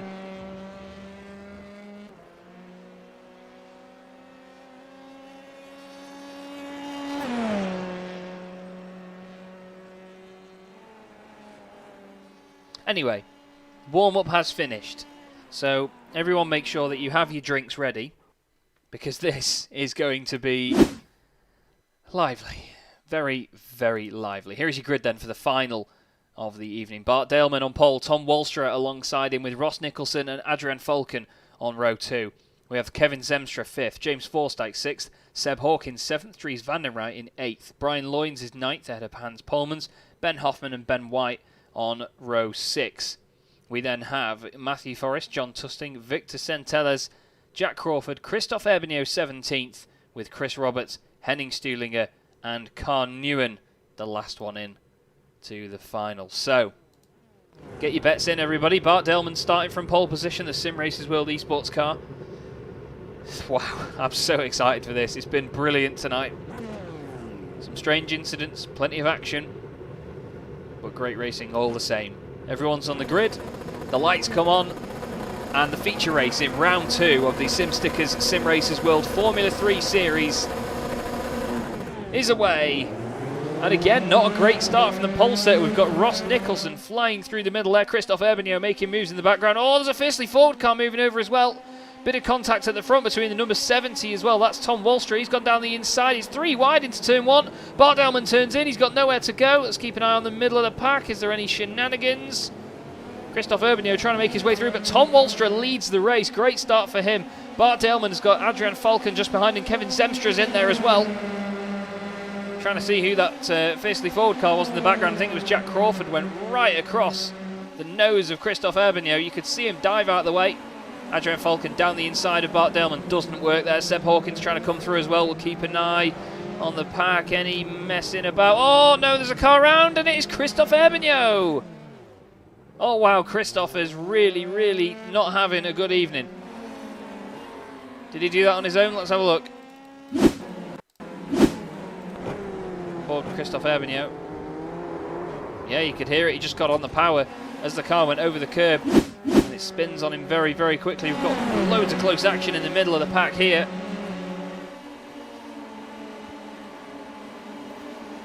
Look at them all sorting themselves out. The Year 1 Racing Alpha Live guys, by the way, all over this. There's 3 of them in this final. They've done a great job to get through. We've got fiercely forward cars all over the place. Kevin Zemstra has got the attentions of Sebastian Hawkins right behind him. Around the outside, Seb tries to carry the pace. He's just on the green stuff there on the exit of the Parabolica. It doesn't quite work for him. Just behind as well, Hans Polmans has gained 2 places up into 8th, but he's got James Forsyth all over the back of him. Walstra does the fastest lap of the race, not surprisingly. And in the background, John Tusting side by side with Jack Crawford, the Brit and the American. At the bottom of your shot there as well, you can see Seb Hawkins still trying to get past Zemstra. Still not working. Zemstra doesn't leave a lot of room. Dries van den Rij's going to be thinking, oh, freebies. Christophe Herbigno is in the pits as well. Maybe he's taking his pit stop now, but I'm not sure whether he'll make it to the end of the race on that. This is second place Ross Nicholson then. Bart Daleman just behind him. Bart didn't have the best of starts. Adrian Falcon under the radar in 4th place. Kevin Zemstra and Seb Hawkins very close together there. Not sure if everyone else saw that, but at the top of shot they were so close together. Let's have another look. Watch this for close. Oh, dear me. Kevin's not been leaving all of the room, and he needs to be careful. Squeeze too much. All you need to do is squeeze once. A bit too much in a Formula 3 car. But look at that train behind him. We've got Van den Rijt, Forsyth, Polmans, Loynes, Hoffman, Crawford at the back of it as well. And then we've got Ben White and Matt Forrest having a battle as well. Virtual Racing Compound guy trying to make it through. Around the outside into Ascari. That was brave from Matt Forrest. Great stuff. The commitment knows no bounds there. And through he goes. But Tanguy van der Weeg not in this one either. Nice bit of formation flying there from John Tusting. And I believe it was Jack Crawford just in front as well, making the move on Ben Hoffman. Henning Stuhling has not really made much ground either. He's 18th at the moment.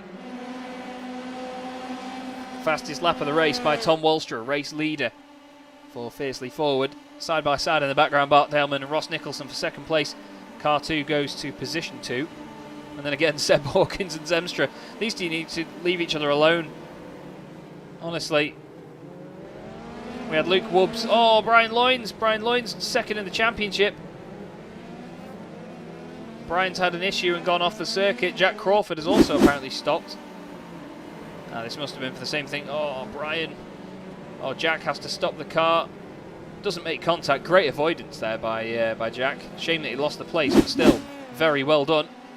Zemstra. Oh, and there goes Hawkins. Hawkins is way, way off. And this time it was Seb that wasn't leaving the room. Seb went flying off. Whether Kevin just bounced wide because he hit the curb, I don't know, but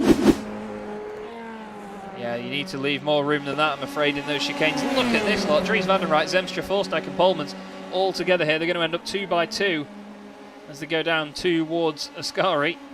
And it's Zemstra trying to get past Dries van der Rijt, and he does so. 9.88 passes car 8. And behind him, Forsyth on a mission here. He lost one place from where he started. Oh, John Tusting's off. Oh, and that's damage to the left rear, if I've ever seen it. Oh, it updates. And apparently not. Let's have a look what happened here. Oh, dear me. He got caught out there. That was the number 78 machine. That was Matt Forrest just running wide on the curb. Oh! Henning Stuhlinger is upside down in the middle of the straight. What has happened to Henning? Let's have a look here. Oh, dear me. What has gone on there? What on earth?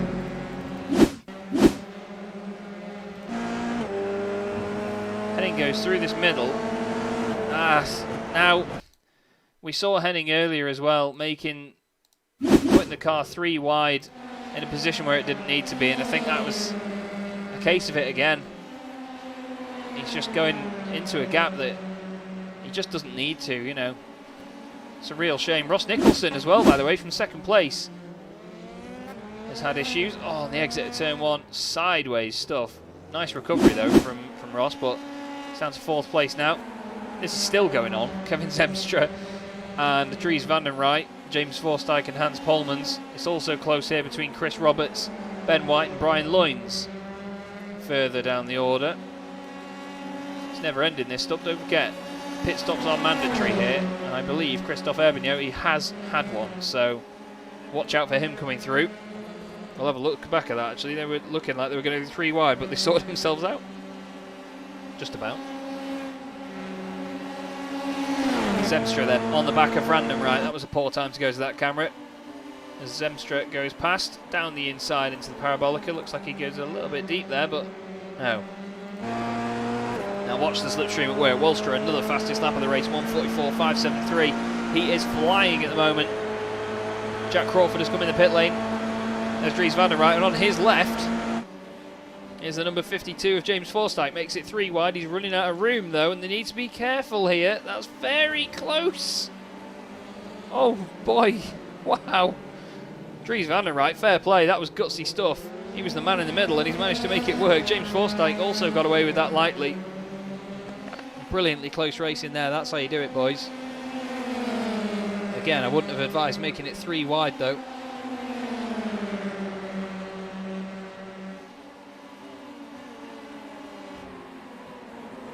Zemstra's just looking around the outside, can't quite do it. Forsyth needs to be patient though. Doesn't want to go in the back of him in the chicane. Just behind them as well, Hans Polmans has got the best seat in the house for this. Lap 5 out of 18, just getting up to a third of the way through.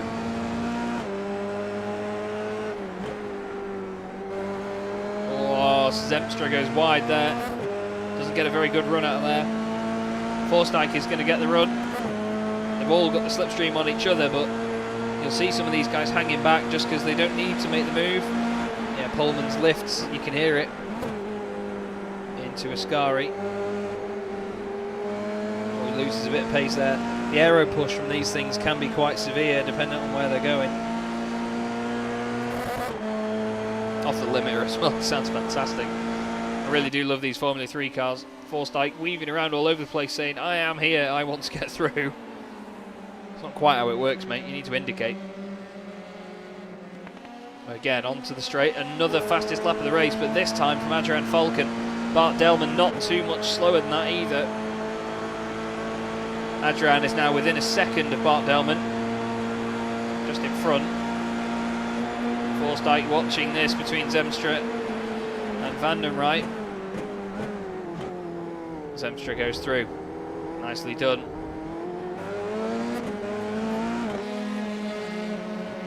Ben Hoffman has gone into the pits. John Tusting also in the pit lane as well. Ben Hoffman just coming out, just behind the wall. Believe me, he's there. Into the second chicane then. Ross Nicholson was just at the bottom of his shot there. Christophe Herbignot, by the way, is not the highest placed car that's pitted. That's actually Jack Crawford. There is Christophe just behind him. So those two will have to sort that out. But keep an eye on them on the left-hand side of your screen. Crawford and Herbignot. They will surely be coming back through the order with a bit of clear air and fresh tyres if they've taken them.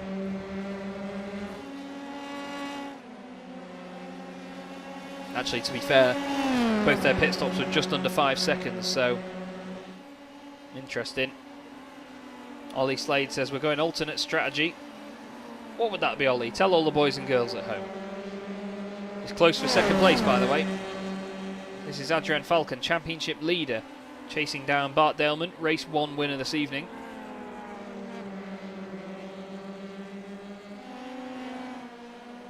Looks like Bart's on the inside line. Are they both coming in?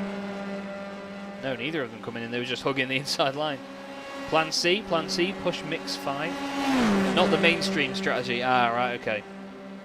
I see. Thank you for the info. Dries Van den Rijt comes in the pit lane. Hopefully he cleans it up. This is Adrian Falcon. Just trying to look down the inside. Not quite there at the moment. He's just playing the long game, I think, here. Yeah, it's good to see clear air in this situation, to be honest, Ollie. I know the drivers like it, but it's difficult around Monza because you're not in the slipstream. 6 of one, half a dozen of the other, isn't it? Look at the speed these guys carry through the chicane. Adrian Falcon actually gets a really good run out of there. All over the back of Bart Delman, looks down the inside. Bart almost hesitated to turn in there.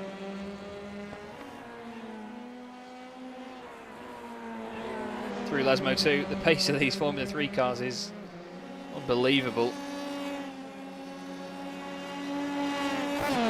Seb Hawkins has just got past Chris Roberts, by the way. Chris Roberts had a bit of an issue there. Let's see what happened. Oh, Chris has just gone deep into the chicane, over the curbs, and he'll need to slow down for that one, unfortunately. Hans Polmans is all over the back of James Forsyth as well. This is the number 52, trying to hold off the number 25. Oh, and he's not going to do it like that. It's a bit of a dodgy entry to Ascari if I've ever seen one. And the Flemish car now down the inside. Don't forget, they're not progressing anywhere after this race. This is the final race of the night. Oh, Hans is going to scrub off a lot of speed doing that there. Into the Parabolica. Still nothing doing there for Hans Polmans. And Adrian Falcon is going to take second place here, it seems. Race leader Tom Wallstra just at the bottom of his shot there, doing a great job.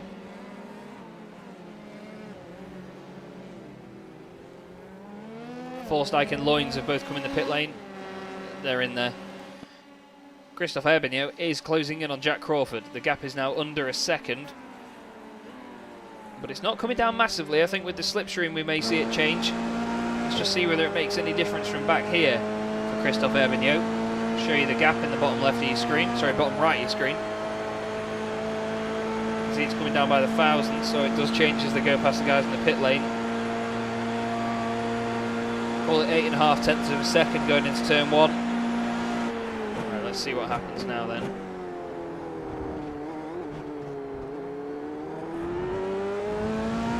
If anything, Jack has opened the gap as well, so good stuff from Mr. Crawford. Showing some great pace. Falcon now in second position for Team Iridium, the Spanish driver, continuing his great form so far. Love that livery as well, it looks absolutely fantastic, doesn't it? Solid blue like that, proper blue as I call it. Isn't usually a colour I'd go with on a race car, but it works in that case.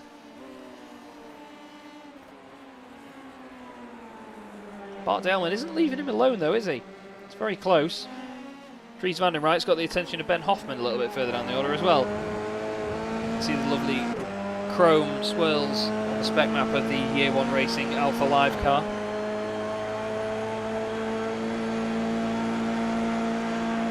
It's not in the slipstream, strangely enough. You'd expect him to be all over that, wouldn't you? But no.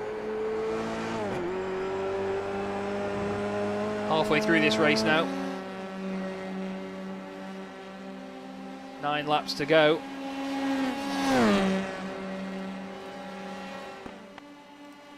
Can't believe that 1 hour and 41 minutes this broadcast has already gone by. It's flown, hasn't it? Down the inside goes Adrian Falcon on Bart Daleman. These two swapped round, just coming down the main straight not long ago. And now they're back the other way around. Adrian back into second place. Yeah, Forsyth has lost a lot of time in the pits. He's dropped down to 18th position now, unfortunately. His pit stop was 44 seconds. Same with Matthew Forrest as well. He had a 47-second pit stop. Dries van den Rijt actually had a 7-second pit stop, so he lost a bit of time as well. But out of those that have pitted, it's still Jack Crawford that is the highest at the moment. We'll show you the pit stops on the left. There you go.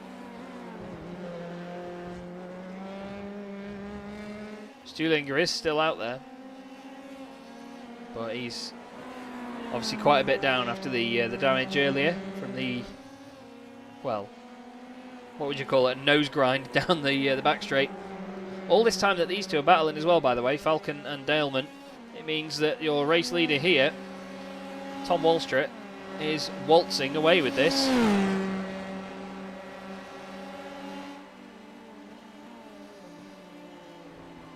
Ross Nicholson into the pit lane. Yeah, just believe me.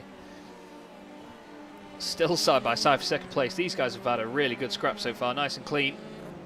Adrian around the outside, becomes the inside into turn 1. And they've got very similar liveries, these two cars actually, haven't they? If you look at them side on, it's quite crazy how similar they are. Look at that. I didn't notice that. It's like Red Ranger versus Blue Ranger.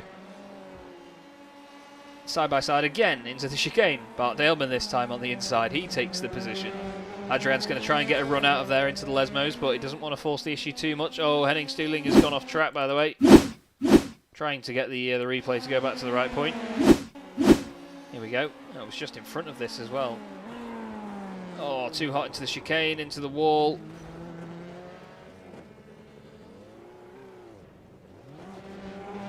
And I was that focused on it, I didn't actually see Henning in the background. What a brilliant broadcaster and commentator I am. Ross Nicholson then, he is now the highest of these drivers that have pitted. Or he was, until Jack Crawford just got past him.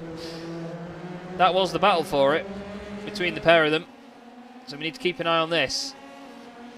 Because, as things stand, these are battling for the provisional race win after all the pit stops sort themselves out.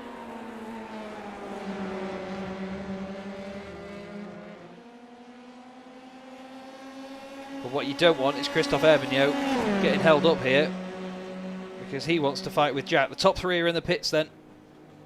Tom Walstret, Bart Daleman, Adrian Falcon. Kevin Zemstra also in, Hans Polman's in as well. So it's Jack Crawford then, Let's have a look at how it goes from Jack's point of view then. Where's he going to come out compared to the others? Put your bets in quickly, everybody. Ross Nicholson and Christophe Hervignot just behind, by the way. Have just swapped places. Well, here we go then. Tom Ulstra's already out the pit lane, actually. Bart Delman is out as well, so is Adrian Falcon. Zemstra is on his way out of the pit lane. You should see him emerge on the right any second now. No, he's actually gone past him. And he's gone past Polmans as well. There they are in the background. So Jack Crawford, 4th place. Louis Hanker says, I think they're around P4. Nicely done, son. Very well done. Hans Polmans just loses out to Dries van den Rijt, who's very sideways into turn 1. But now these guys have got to sort themselves out and have a fight amongst themselves. That there is Henning Stuhlinger. Just getting out of the way of these boys. But Bart Delman is still only just ahead of Adrian Falcon for 2nd place overall. Tom Walstra 6 seconds in the lead from these boys as well. What a great drive by Tom, it must be said. Can we get some preemptive clap emojis in chat for Tom Walstra, by the way? This has been a brilliant performance. Very, very, very impressive.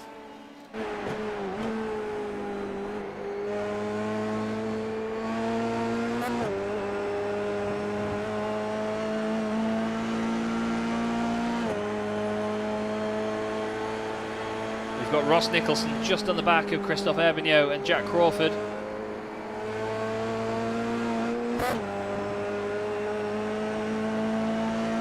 I'll try not to jinx it, Louis, sorry. Bart Delman is only 0.3 of a second ahead of Adrian Falcon now, and watch this slipstream as the Spaniard will undoubtedly close in, although he seems to be staying out of the way there. What's he doing? Maybe the car's getting hot, I'm not sure. The gap starts coming down instantly in the slipstream in these things. Crawford does his best lap of the race, a 1:45.008. Great on-board shot here from the gearbox of this Formula 3 car. And now we're on the roll bar of Adrian Falcon's machine.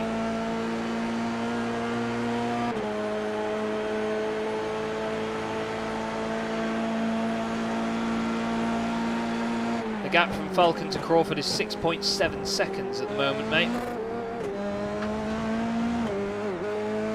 So this battle is pretty safe as it stands. So there's these boys, and there is the rest of them. So pretty big gap at the moment. And Hans Polmans is all over the back of Dries van den Rijt here. The two Belgians, one-on-one.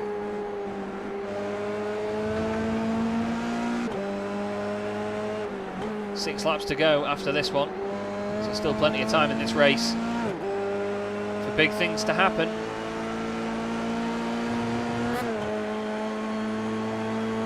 Look at the slipstream here, it's massive. Dries van den Rijt's just gained 0.2 of a second then on the back. Sorry, Polmans has gained 0.2 of a second on the back of van den Rijt. I'll show you the battle box in the bottom right again. You can see the gap coming down, look at that.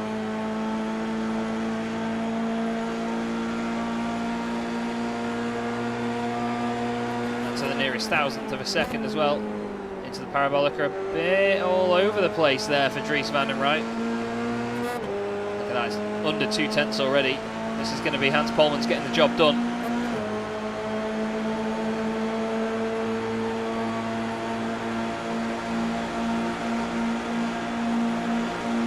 There he is down the straight. There is the data wire car. To the brakes, into the chicane. Turns it in. Hans Polmans, I was going to say gets it done, but Dries van den Rijt, wow, what brilliant pace. Brilliant pace around there. Oh, Henning Stuhling is off again. He's having an absolute kipper of a race meeting, isn't he? I hope you enjoyed that suspension shot, by the way, everybody. I was quite proud of that one. I love Dries as well. I love Dries van den Rijt. He's such a clean racer, as you were saying before. And if I'm honest with you, I always say this, that livery, it's what we'd call a realistic livery. You would see a Formula 3 car in that, and with just a single digit on the rear wing as well. I think it looks proper authentic. It's a very believable Formula 3 car. I'm going to see some in real life in action this weekend at Snetterton. And I imagine there's going to be one similar. Just black with just some coloured highlights on it. It just looks great. But these three are battling for position, by the way. That is Ben Hoffman just behind, who has now managed to get involved here.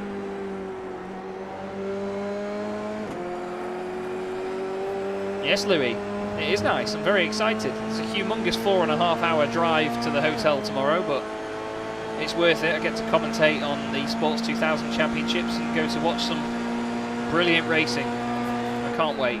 I do enjoy Snetterton, despite the drive.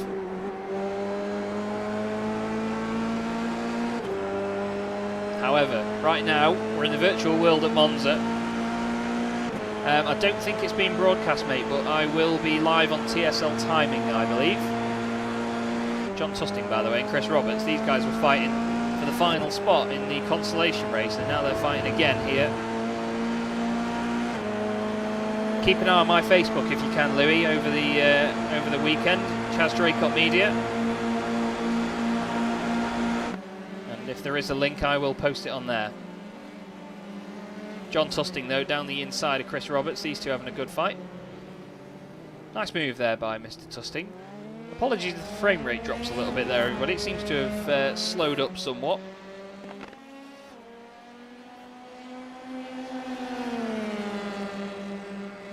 I'll see what I can do about it. I think it's just something in the sim at the moment. The frame rate, sometimes with the caching on iRacing, when you've been in a session for a while, does seem to slow it down a little bit, I've noticed.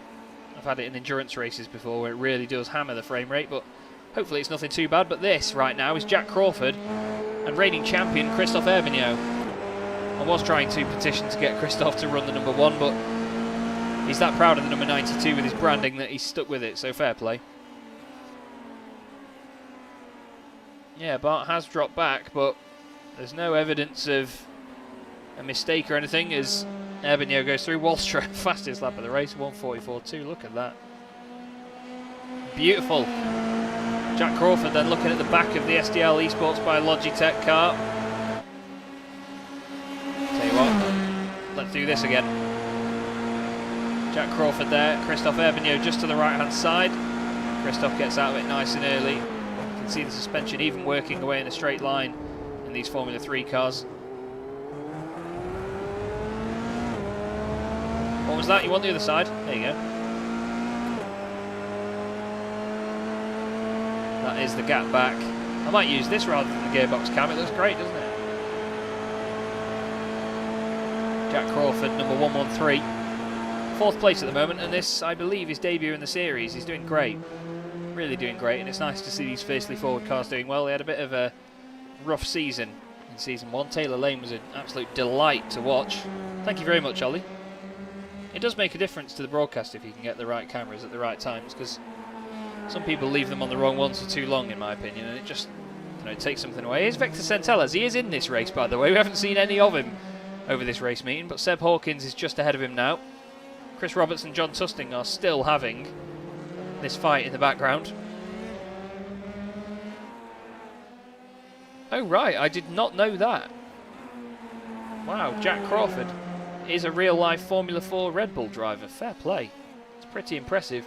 I imagine it means that Christophe Herbignaud is probably even happier about the fact that he can fight with him at this sort of level.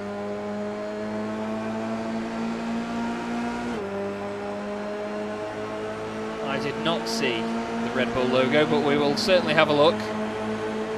There goes Christophe Herbignaud. Should appear on the left of his shot, just behind the timing tower any second now. There he is.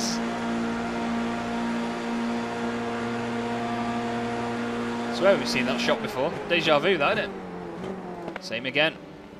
Crawford taking 4th place. There is a Red Bull logo on the car.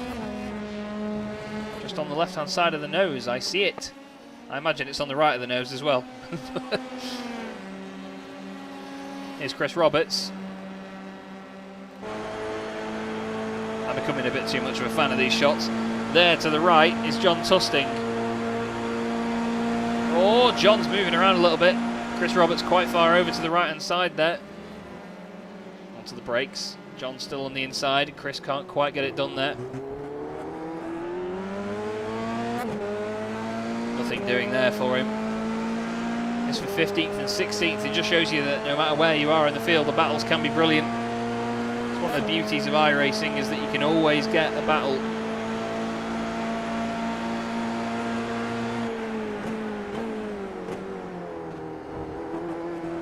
Yeah, I totally agree, Louis. I know exactly what you mean, and I'm going to try and show you a bit of it right now. Just bear with me 1 second while you see the overlay pop up, everybody. You mean like this, don't you? Like that. Onto the brakes they go. It'll be difficult to keep that up for an entire broadcast, and because of the SDK software, Control D doesn't work. Control D doesn't work, so we've got to go all the way around. There you go. We can't look right, which is very annoying, because that brings up the dashboard apparently on the overlay, which it has done. There you go. Oh, you can have that camera for now. I hope you enjoyed that there, everybody. I imagine that'll work quite well as... Oh, okay. Oh, apologies everyone. We have to do a full spin just to get it to point forwards again on Christophe Herbigno's car. There we go. We've done it now. Beautiful. Thank you, Paul. Thank you very much, mate. I'm really glad you enjoy my broadcasts. It's a hell of a lot of fun doing this for everybody, and I'm really glad that people enjoy what I do. It's great fun working for Simracersworld TV. But yes, those cameras do work very, very well, don't they? That was nice, that. But either way, Christophe Herbigno and Jack Crawford, it must be said, are doing an incredible job of keeping this clean for us, and it's very enjoyable racing to watch. Not taking anything away, of course, to the three guys ahead of them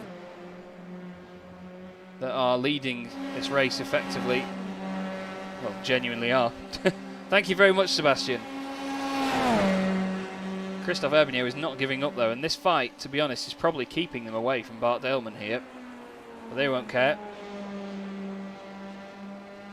Tom Wallstra leading the race. Look at that gap. He is in Wonderland right now. Could say he was waltzing in a winter wonderland, but it's not quite winter in Monza, as you can see. Adrian Falcon, second place at the moment. He is loving this for the championship. Bart Daleman there, just getting past some lap traffic. And here are these boys again, honestly. Herbigno turns in. Now he's going to be on the inside. You can see them both change the lock at exactly the same moment. Beautiful to see. Steps out a little bit there from Christophe Herbigno. We're on the final lap of the race.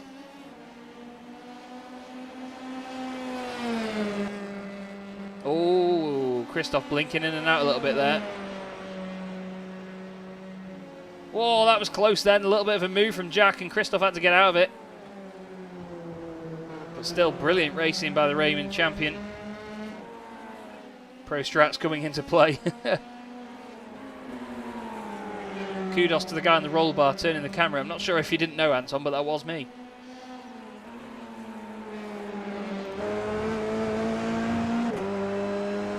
Here is Herbigno. Still chasing, still chasing. Still not enough. Oh, Chris Roberts has apparently had an issue. Has he lit it up on the exit of the chicane? Yep, he has indeed. Nicely recovered though. But he lost the place to Carl Newen. However, get the clap emojis out, because Tom Wallstra takes the feature race win at Monza in the Simracersworld Formula 3 Series. Amazing drive by Tom, very well deserved. Adrian Falcon surely holds on to his championship lead, second place for him, great result. Bart Daleman, a great podium, very well done. And Jack Crawford is just going to beat Christophe Herbigno across the line. What a brilliant drive from those pair, very entertaining and very clean. Ross Nicholson 6th, Kevin Zemstra 7th place. Dries van den Rij 8th for car 8, Brian Loynes 9th. Those two finished where they started in that one, and Ben Hoffman a top 10 after a tough time at Phillip Island. He will be very pleased. Hans Polman's just crossing the line ahead of Hawkins there. I think he's run out of fuel almost, or I think he has run out of fuel. Victor Centelles comes home 13th, Ben White 14th, John Tusting is going to be 15th, just ahead of Carl Newen And then Chris Roberts. That's what will happen to Hans Polman's Anton.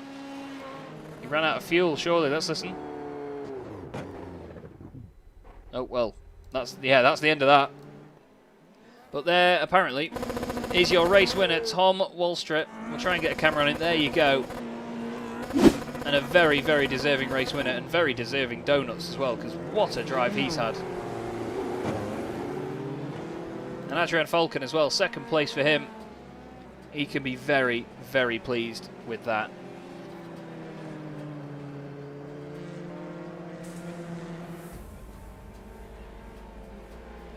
Wow, another amazing evening in the Simracersworld Formula 3 Series. SimStickers Simracersworld Formula 3 Series. And here are your race results then. Tom Wallstra takes the win for Fiercely Forward. Untouchable drive, 8.1 seconds in the lead. Adrian Falcon, second place as one of the cars gets out of shape in the background. Bart Daleman finished third in that one, with Jack Crawford in fourth, Christophe Herbignaud in fifth. Wow, how Gran Turismo is it having a results screen while you're on board with the car? Christophe Herbignaud fifth, Ross Nicholson sixth, Kevin Zemstra seventh, Dries van den Rijt in eighth in car 8, like I said. Brian Loynes ninth, just ahead of Ben Hoffman with a great top 10 for him. Hans Polman's in 11th. 12th place was Seb Hawkins with Victor Centelles in 13th and Ben White in 14th for Year 1 Racing Alpha Live. Then we have John Tusting and Carl Newen. Chris Roberts, a shame about the spin at the end there, but he still finishes on the lead lap. James Forsyth finishes in 18th. And just behind those guys is Matthew Forrest, one lap down, and Henning Stuhlinger as well. Thank you very much for the comments regarding the commentary in the stream, everybody. It is very much appreciated. I'm so glad that you enjoy what I do and what we do here at Simracersworld TV. And it looks like the Fiercely Forward guys are going to be posing a little bit here, which is something we love to watch. There we are, looking down the pit lane at them. And Chris Herbignaud, that was one hell of a race, my friend. That was fantastic to watch. So much fun.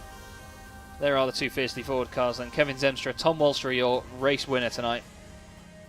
Plenty of points on offer for him. And he will be over the moon with that one. So, I'm just going to wait and see whether some of the guys join me in the commentary box then for an interview. We'll give it a few minutes. Look at that start there. Wow, that was Ross Nicholson through the middle. Thank you very much, Christoph.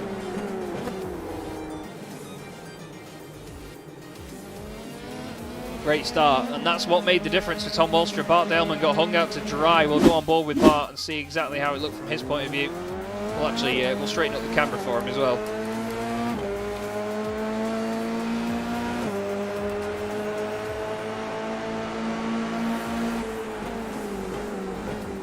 Look at that, just hung out to dry there, and the two of them go through. It's so narrow at turn 1 at Monza. It's easy to lose out there. Right then, well, out of all the people that I would like to speak to right now, there's not really many people better than your race 1, well, your round 2 winner, Tom Wallstra, joins me in the box. Tom, you must be very happy with that, mate. That seemed like an untouchable performance, mate. Yeah, definitely.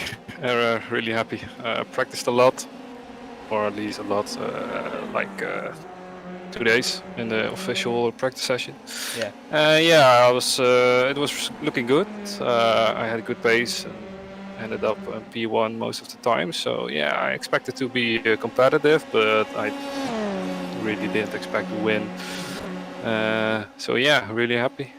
We just watched back the start as well and saw that brilliant move down the inside of Ross and Bart, and it's brave moments like that that can really make or break a race, don't you think?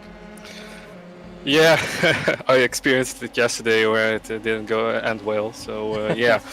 But 3 wide to T1, tricky. The guy behind me, I don't know who it was, but he had an amazing start, but I was holding the inside line, and I was going for it. I thought I practiced with Kevin, my teammate, on overtakes and slipstream, and I knew for sure that I had to overtake them early to win the race. So it worked out. Thankfully.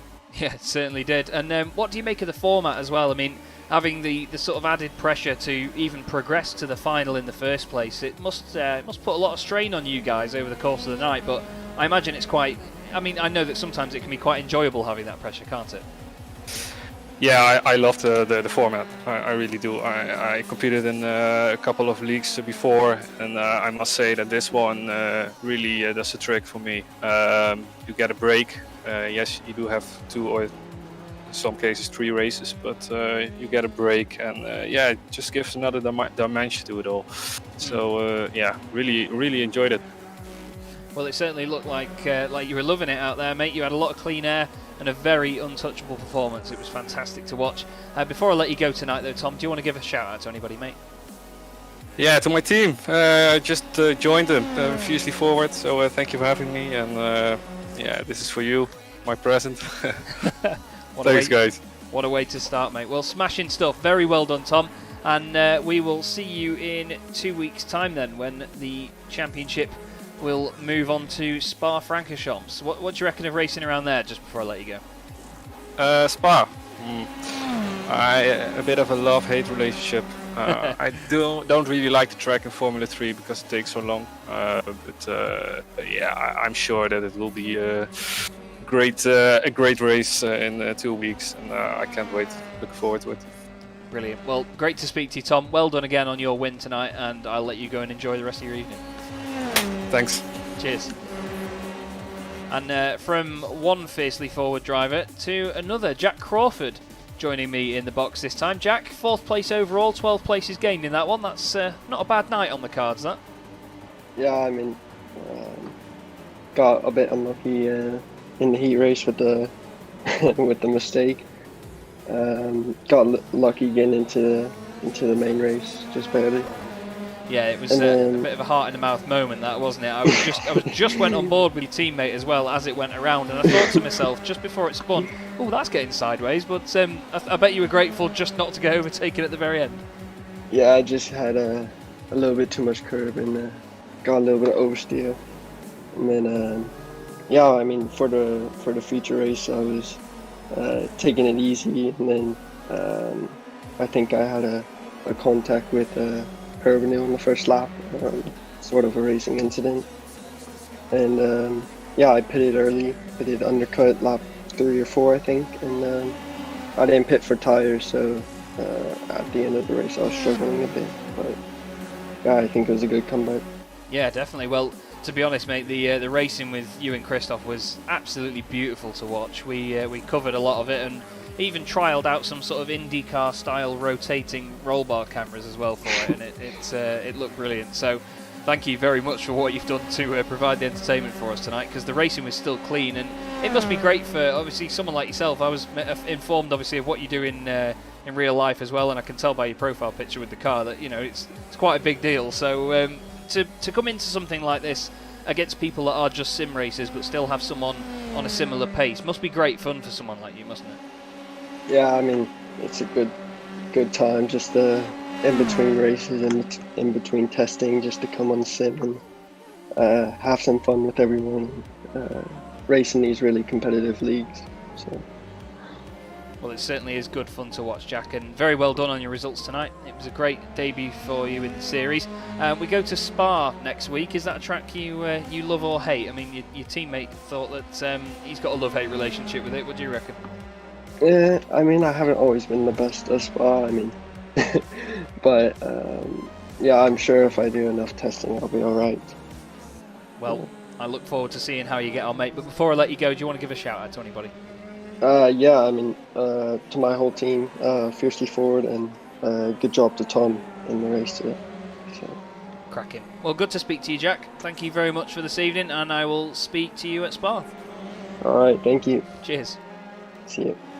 Jack Crawford there of Fiercely Forward, and another driver to join me in the booth that had a very interesting night indeed.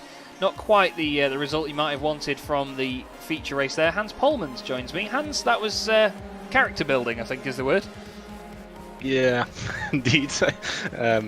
Unfortunately, I ran out of fuel just before the last lap, and I had to coast over the finish line.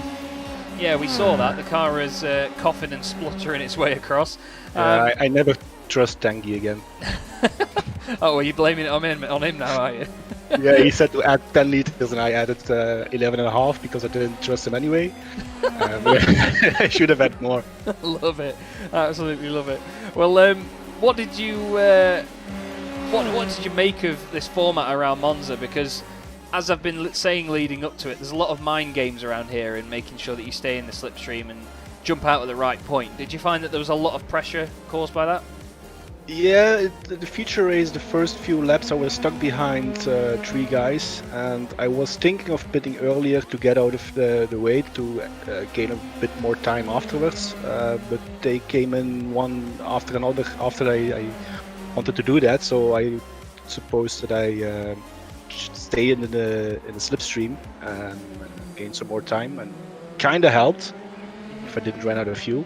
Yeah, I was going to say there's one key component there, and that's that these cars need fuel. But to be honest, it was still good to see you coming through the order. You know, you got involved in a lot of different battles out there, and there's a big variation of talent in this field, and it always seems that there's always somebody to battle against. Do you feel like that is the case when you're in these races, or is that just something that we have as like a curse from being on the broadcast? No, we're actually very close. With the Phillip Island race in the qualify, I think I was P21 and we just differed 0.750 from P1, so Yeah. we're very close. Well, it certainly looks like it in the races as well. I mean, everybody is vying for position, and the battles are incredible. I mean, some of the clean racing that we get out of it as well is so much fun to watch. But it's been a great start to the season, really, for your team. And I know that Tanguy will be a bit disappointed with tonight not getting through to the final, but it's a long old season ahead, isn't it? Yeah, it's I think 10 more rounds or something. We'll get there. Yeah, it should be about 10 total, I believe. But Yeah. I mean, you've got a I'm good. not- Sorry, go on. Yeah, I'm not driving the F3 car for a long time. Tanguy is driving it for way longer than I am, so it surprises me that he's gone off again. It's a pity, actually. Yeah, it is. It really is. And I mean, me and you've probably heard it as well on the broadcasts that Simracersworld TV do. Me and my colleague Jack Werrell and Hassa as well are absolutely obsessed with the Flemish Simsports liveries. They just look absolutely wonderful. So it's a shame not to see them right up there, but I'm sure that you guys will be as the season goes on. But before we go to Spa next week, I'm going to let you go and enjoy your evening. But do you want to give a shout out to anybody, mate? Well, to the entire team, we're doing the ZTC on Saturday, 10 hours, and 24 hours of Spa, so good luck for everybody. Yeah, good luck to all the guys involved in that, mate. I hope it goes well for you. And thanks for jumping in, and we'll speak to you at Spa. Alright, till next time. Cheers, mate. Alright. Hans Polman's there. Lovely character to speak to. Very, very top guy. And Flemish Simsports, what a team, what a pretty car. You can see it on your screen there. Gorgeous, gorgeous looking machine. But that was another fantastic evening in the Simracersworld SimStickers Formula 3 series from Monza, and we got treated to some more incredible action and plenty of good racing from this, well, very complicated sounding but yet very successful format, and I hope you all enjoyed the stream very much indeed. My name is Chaz Draycott, Chaz Draycott Media, and I really hope you have enjoyed tonight. We are back in 2 weeks' time at Spa-Francorchamps, the circuit where we finished last season and crowned ourselves the champion of Christophe Hervignot. But as you can see, he doesn't have it all his way this season. Anyone that does want to keep up with me, by the way, as I've said, I'm live from Snetterton on TSL Timing this weekend, covering the Sports 2000 Championships in real life as well. So first race meeting of the year for me. It's very exciting. Can't wait to get that underway. But anyway, for now, thank you everybody for watching, everyone that's liked the video as well and supported the channel as we've surpassed 900 subscribers. My name's Chaz Draycott. Have yourself a great evening. We'll see you in 2 weeks.